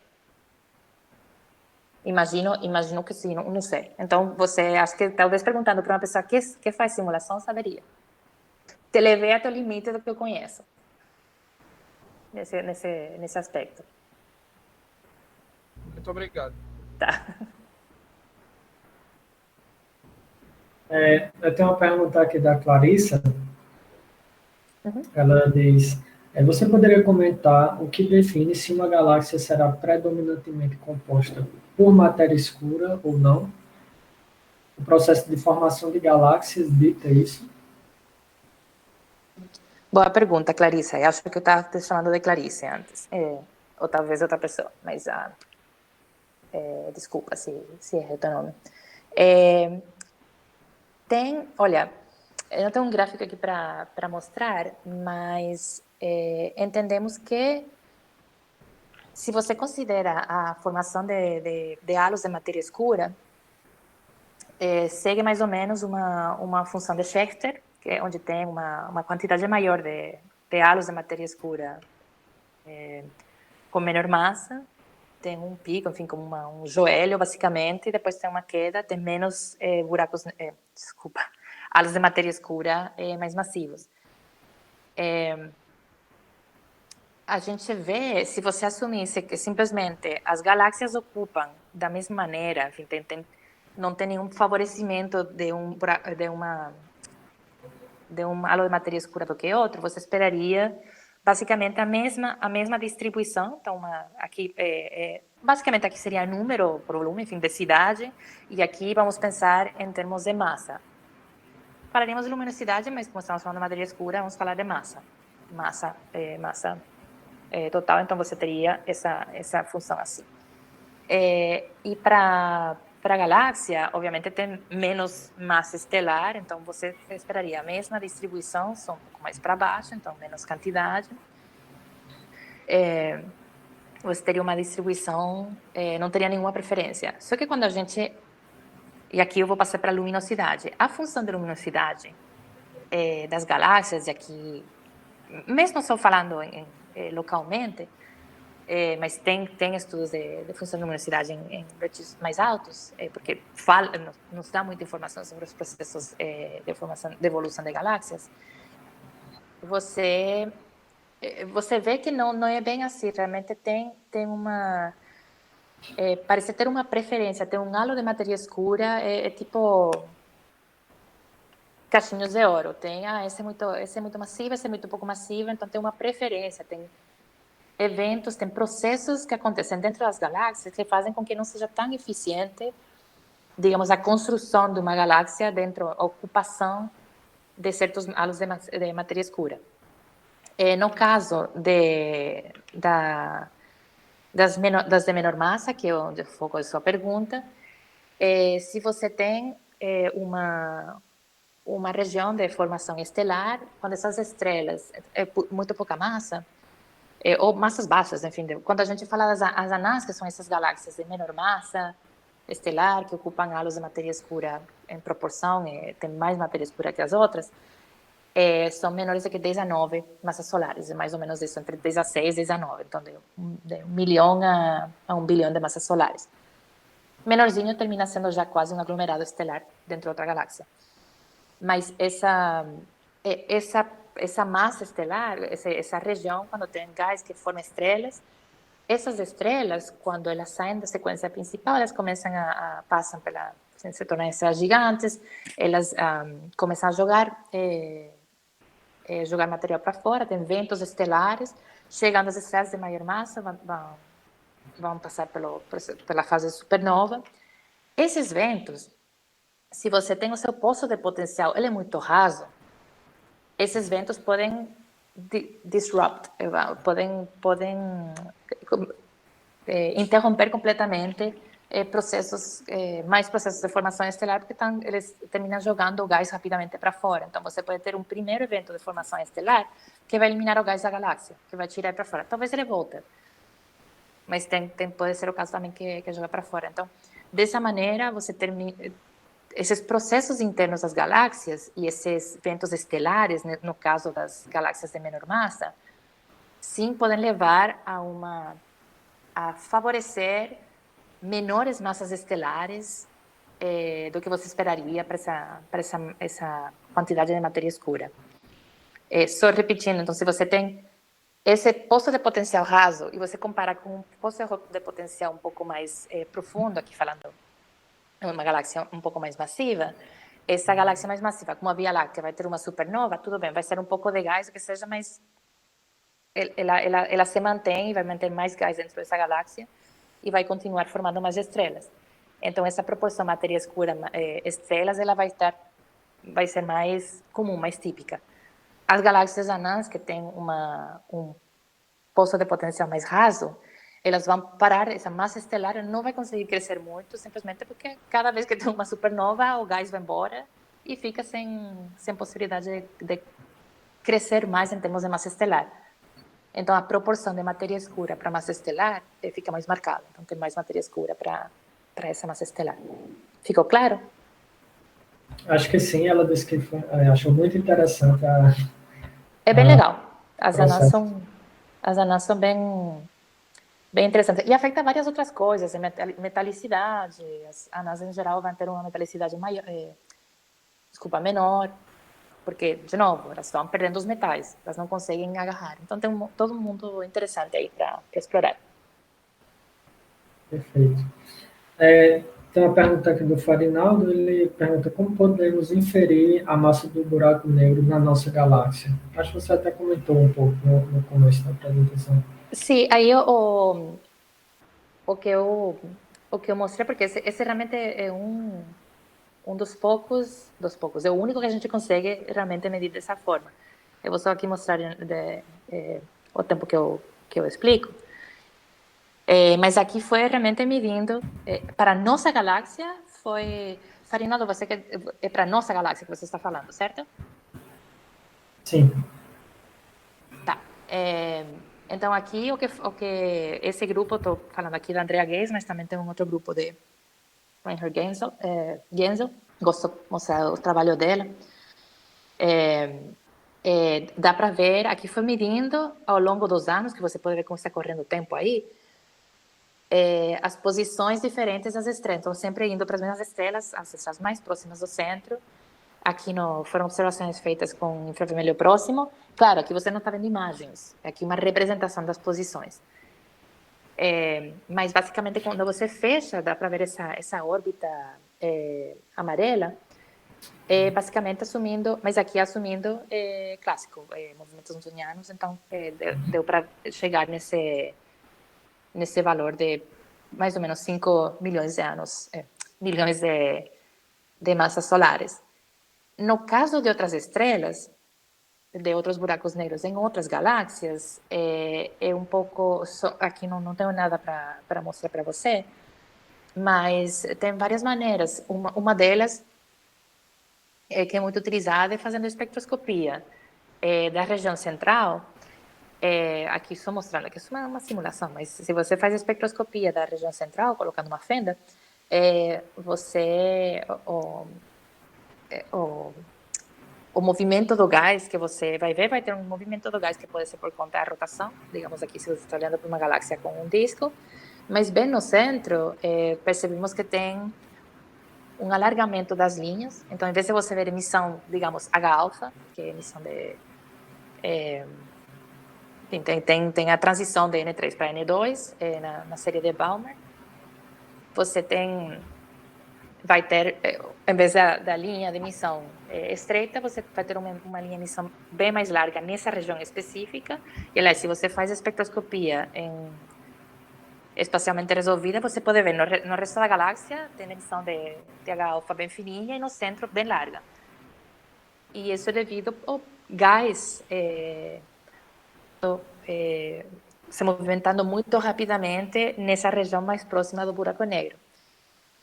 E aí é basicamente utilizando essa dispersão que a gente eliminando a componente de rotação. De rotação você estaria artificialmente enganando um pouco essa medida, mas você pode transformar então essa medida para a massa do buraco negro. Aí tem que ter um pouco de cuidado também, que pode ter se você...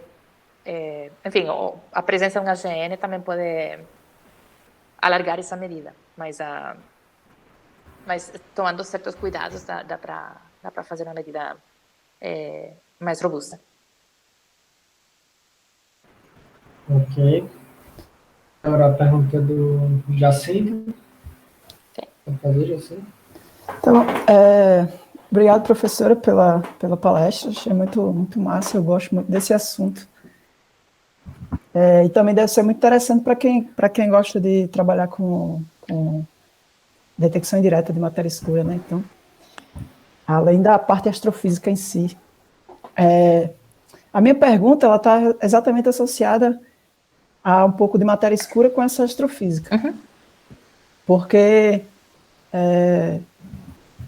uma vez que a gente sabe que a matéria escura ela interage gravitacionalmente e a gente também sabe que a energia ela pode se transformar em matéria, pode ocorrer, por exemplo, ou ocorre de um buraco negro supermassivo ele engolir um halo de matéria escura e depois ele gerar um feedback, ou seja, retroalimentar a galáxia através desse processo de absorção do halo de matéria escura? Uau, ok. Olha, você está falando buraco negro engolir, porque eu citei o exemplo da estrela, tem casos, enfim, que se associa a engolir um planeta, uma coisa assim, ou simplesmente gás. Você está falando que tem um halo de matéria escura, então... Bom, a princípio, imagino que sim, daria para fazer isso. Talvez tenha simulações apontando para isso, mas... Licença, a senhora conhece algum trabalho? Porque aí ia dar uma lida depois. Não, diretamente de um halo de matéria escura, não. Posso te dizer esses de engolir a estrela, o planeta, sim. Mas não, que aí, eu até escrevi aí, que acho que era Van Wenzel e Gesari é outro. Esse é Van Velsen, de 2015, e tem Gesari, Gezari, eu não lembro o nome, não lembro do ano, era um pouco antes, talvez 2009, que tinha sido esse engolimento do que chamaram que era um planeta. Mas também essas coisas terminam sendo, às vezes, meio sensacionalistas, porque as pessoas ficam, um planeta foi engolido. Mas, da mesma maneira, sim, poderia ter... O que eu estou pensando, olha, quando você considera, por exemplo, na Via Láctea, tem satélites, tem, enfim, o satélite Sagitário, tem um stream de Sagitário, esqueci agora como se fala, corrente de Sagitário. Tem os satélites, à medida que eles vão orbitando ao redor da galáxia central, eles vão se desfazendo e podem ter partes disso que vão parar no buraco negro central. Outras simplesmente terminam gerando formação estelar em outras regiões da galáxia, seja no bojo, dependendo da geometria, pode ser no bojo, pode ser rejuvenescendo o bojo, ou pode ser no disco. Mas ir diretamente um halo de matéria escura, porque também pode ter um halo de matéria escura que não está ocupado por matéria, diretamente para o buraco negro, não. Imagino que deve ter talvez alguém que deve ter brincado com isso, mas não, desculpa, não posso ter nenhuma referência. Sinceramente, eu buscaria no Google. Iria no Google é teu amigo, então... Oi, pessoal. Mas, enfim. Karim, tudo bom? Obrigado pela palestra. Obrigadão mesmo. Só um comentário sobre essa pergunta do Jacinto. Claro. Enquanto eu estou falando aqui, eu estou colocando a bebezinha para dormir. De matéria escura, Jacinto, ele se estende em alguns casos até 10 vezes o tamanho do disco. Então não tem como um buraco negro engolir um halo de matéria escura, porque ele é maior do que a galáxia visível, né? O que você pode ter é uma acreção de matéria escura, né, como por streams ou coisa desse tipo, e causar um spike na densidade lá do centro. Uhum. Aí sim, já existem vários trabalhos sobre isso. O Joseph Selk é um deles que fez esse estudo. Mas parou por aí. Não tem como você engolir um halo de matéria escura. Mas, por exemplo, eu estava pensando mais nos buracos que surgem um pouco antes, e você tem estruturas de subhalos. E aí a gente conhece por alguns merging de subir, saber se a gente conhece alguma coisa sobre algum merging, digamos assim, de algum subhalo com buraco negro, porque apesar dele ter uma densidade enorme, né, ele possui, portanto, uma massa enorme, apesar de estar espacialmente, pontualmente localizado. E aí eu estava pensando nisso no sentido de que se seria possível fazer um estudo de evaporação de buracos negros, por exemplo, associado a essa absorção, e aí de alguma forma você conseguir quebrar algumas degenerescências associadas à detecção indireta. Eu sei que é uma coisa meio nada a ver, né? Porque fica muito difícil, tem muita dificuldade em termos observacionais, mas era realmente para pensar mesmo como é que isso funcionaria, entendeu? Essa é mais a resposta que eu queria, não queria algo exato. Exatamente. A única coisa que eu vi já sobre isso, já tem vários estudos sobre isso, é ver o impacto no density profile, né? Que você vai ter lá no centro, se você tiver um buraco negro, imagina um buraco negro que ele tenha subhalos de matéria escura, ou até vamos supor, a gente está falando de massa aí de 10 a 4 massas solares, por aí, 10 a 6 massas solares. Então, se você tem um buraco negro, você vai ter um spike, só isso. Então, vai ter impacto sim, detecção indireta de matéria escura, claro, porque o fluxo de, por exemplo, raios gama vai ser proporcional à integral lá do ρ, né, o ρ quadrado, se for aniquilação. Então, você vai ter um aumento do fluxo oriundo de matéria escura, e, consequentemente, seus vínculos sobre as propriedades de matéria escura serão mais fortes. Mas parou por aí, nada mais. E não tem como você provar que o black hole, de fato, acretou, acho que é a palavra, não sei, né? Eu falo engolir, assim, né? Accreted, né? Acretou, sei lá, matéria escura, não tem como você afirmar. Você só tem que dizer, olha, se fez, essa é a consequência. Assim, por exemplo, aquela última foto, a primeira foto, na verdade, não foi a última, é a última, mas que saiu do buraco negro, né? E aí lá você consegue ver, por exemplo, você consegue analisar, digamos assim, a forma com que ele está absorvendo aquela estrela, por exemplo, E aí, o meu pensamento, que eu fiquei imaginando, foi, na verdade, algo que você contaria o quanto de energia ele depois fez nesse feedback, e aí você compararia com o quanto ele absorveu de matéria ordinária, e você perceberia que ele absorveu um pouco mais, e, portanto, ele deve ter absorvido um pouco de matéria escura. Foi mais nessa direção que eu pensei, entendeu? Não Eita, eu acho necessariamente. que a gente deve acabar aí, que a gente já está alugando a carinha aí por muito tempo. Não, mas sinceramente eu estava pensando também subalos, mas o Fernando tem razão também. Eu estava pensando, não sei, que eu não estava pensando realmente assim, o mini halo ao redor da estrela, o mini halo, enfim, a gente está meio que inserido, então estava pensando em se subalos e talvez levando isso para o mínimo, mas não.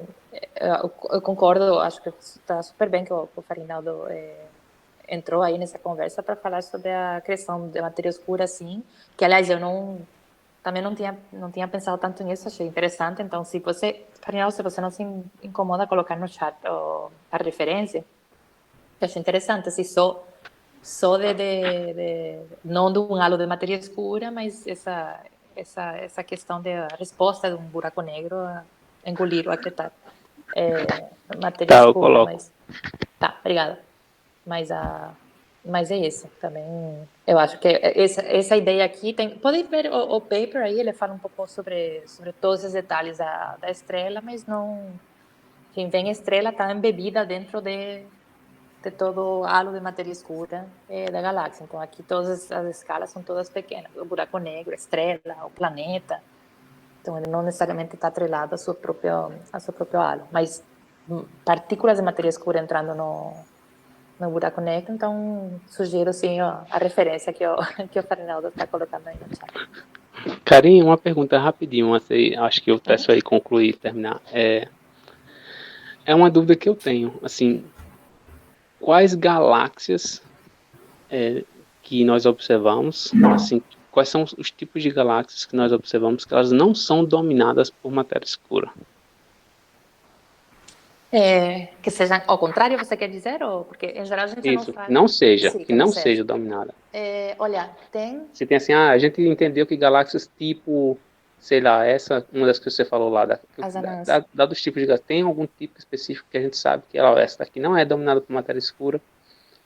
Sim, tem. Olha, e tem tido vários. Agora estou tentando recordar vários elementos, mas teve um trabalho nos últimos, acho que 5 anos, um pouco mais recente, de Fandocum, ou pelo menos do grupo dele, onde eles. Aqui pensando era uma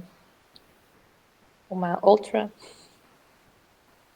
Não lembro exatamente que tipo de galáxia era, mas tinha medido, eles conseguiram medir. É que não foi tão robusto, então as pessoas caíram em cima, mas eles continuam apoiando isso. Mediram pelo movimento dos aglomerados globulares, ou que eles supõem que são aglomerados globulares. Essa era uma das questões, que parecia que os aglomerados estelares globulares eram muito massivos para essas galáxias. Então, as pessoas falando, mas esses não são aglomerados globulares. Enfim, mas olhando para a velocidade desses objetos dentro dessa galáxia, eles traçaram,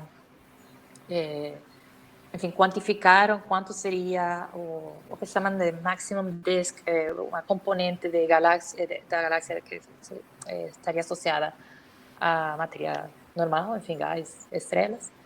E isso fazia com que parecia ter bem menos matéria escura. E agora eu estou tentando, mas eu não estou lembrando, porque eu acho que tem a ver um pouco com a questão de interação de satélites, que você pode. Ai, não lembro muito bem, desculpa, não estou lembrando do processo por trás, mas tem uns trabalhos que sim, que estavam vendo, especificamente medindo, utilizando constraints observacionais para dizer que tinha menos matéria escura do esperado. Não sei se chegava ao ponto de estar dominado por matéria estelar, mas Mas tem outros casos aí também que eu não, desculpa, não estou conseguindo pensar agora. Eu vou dar uma estudada e posso até conversar para vocês. E se dá para colocar depois como comentário no YouTube, eu posso colocar. Então, assim, Porque, Karine, então, de sim. forma geral, praticamente todos os galáxias que nós conhecemos, salvo as dominadas por matéria escura. Sim, Isso independente de ser elíptica correto. ou espiral. Correto. Beleza, brigadão. Tá. Então escutem aí, viu? Galáxias são dominadas por matéria escura. Matéria escura, sim. Tem sobre todas as espirais bem no centro do aglomerado, enfim, porque também tem a lua da galáxia, tem a lua do aglomerado, enfim, tem... Mas pensando aqui... Eu vou buscar aquelas exceções que são bem interessantes, são coisas que acontecem, mas tem a ver com os próprios processos das galáxias, enfim, satélites que Karine, eu não sei se você lida muito com isso, mas aqui no Nordeste, principalmente, eu acho que no Brasil como um todo, não muito lá fora, né? Mas no Brasil como um todo, tem muita gente que trabalha com teorias alternativas da gravidade em substituição à matéria escura, né? Sim. Trabalhar com teorias alternativas da gravidade, tudo bem, mas não em substituição à matéria escura, né? Então, eu sempre tenho quase sempre quando eu vou dar um seminário, é difícil lidar com a audiência quando tem aquelas pessoas que apoiam teorias da gravidade modificada, né? Sim, te entendo perfeitamente, mas eu não acho que seja unicamente no Brasil. Aliás, há grandes grupos que trabalham no mundo, por exemplo, são na Itália, tem vários outros lugares. E às vezes, infelizmente, terminamos dando espaço para isso, porque eu acho que, sinceramente, matéria escura a gente ainda não descobriu quais são essas matérias. Então, vale a pena, enfim, não se fechar apenas essa possibilidade.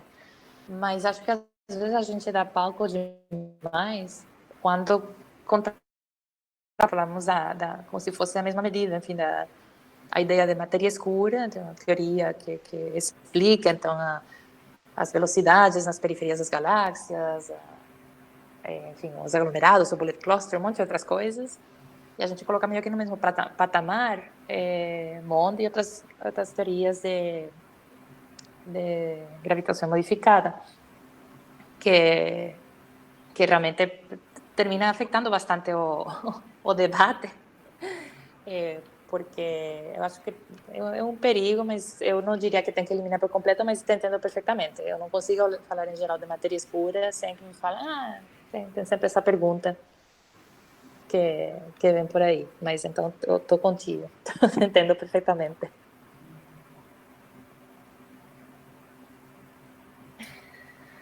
Pronto, então, como a gente já está meio que extrapolando mesmo um pouco o tempo, acredito que não tem mais tempo para perguntas. Se alguém tiver alguma pergunta a mais, ser enviada por e-mail. Claro, definitivamente. Entrem em contato. Aliás, isso é uma recomendação que eu sempre dou para o aluno. Entrem em contato, se vocês me encontrarem alguma vez na vida, venham, falem oi, você deu uma palestra, eu vi. Não importa, você não lembra nada da palestra? Tudo bem. Vocês falam, eu lembro. Foi super legal, mesmo se vocês não lembram, claro.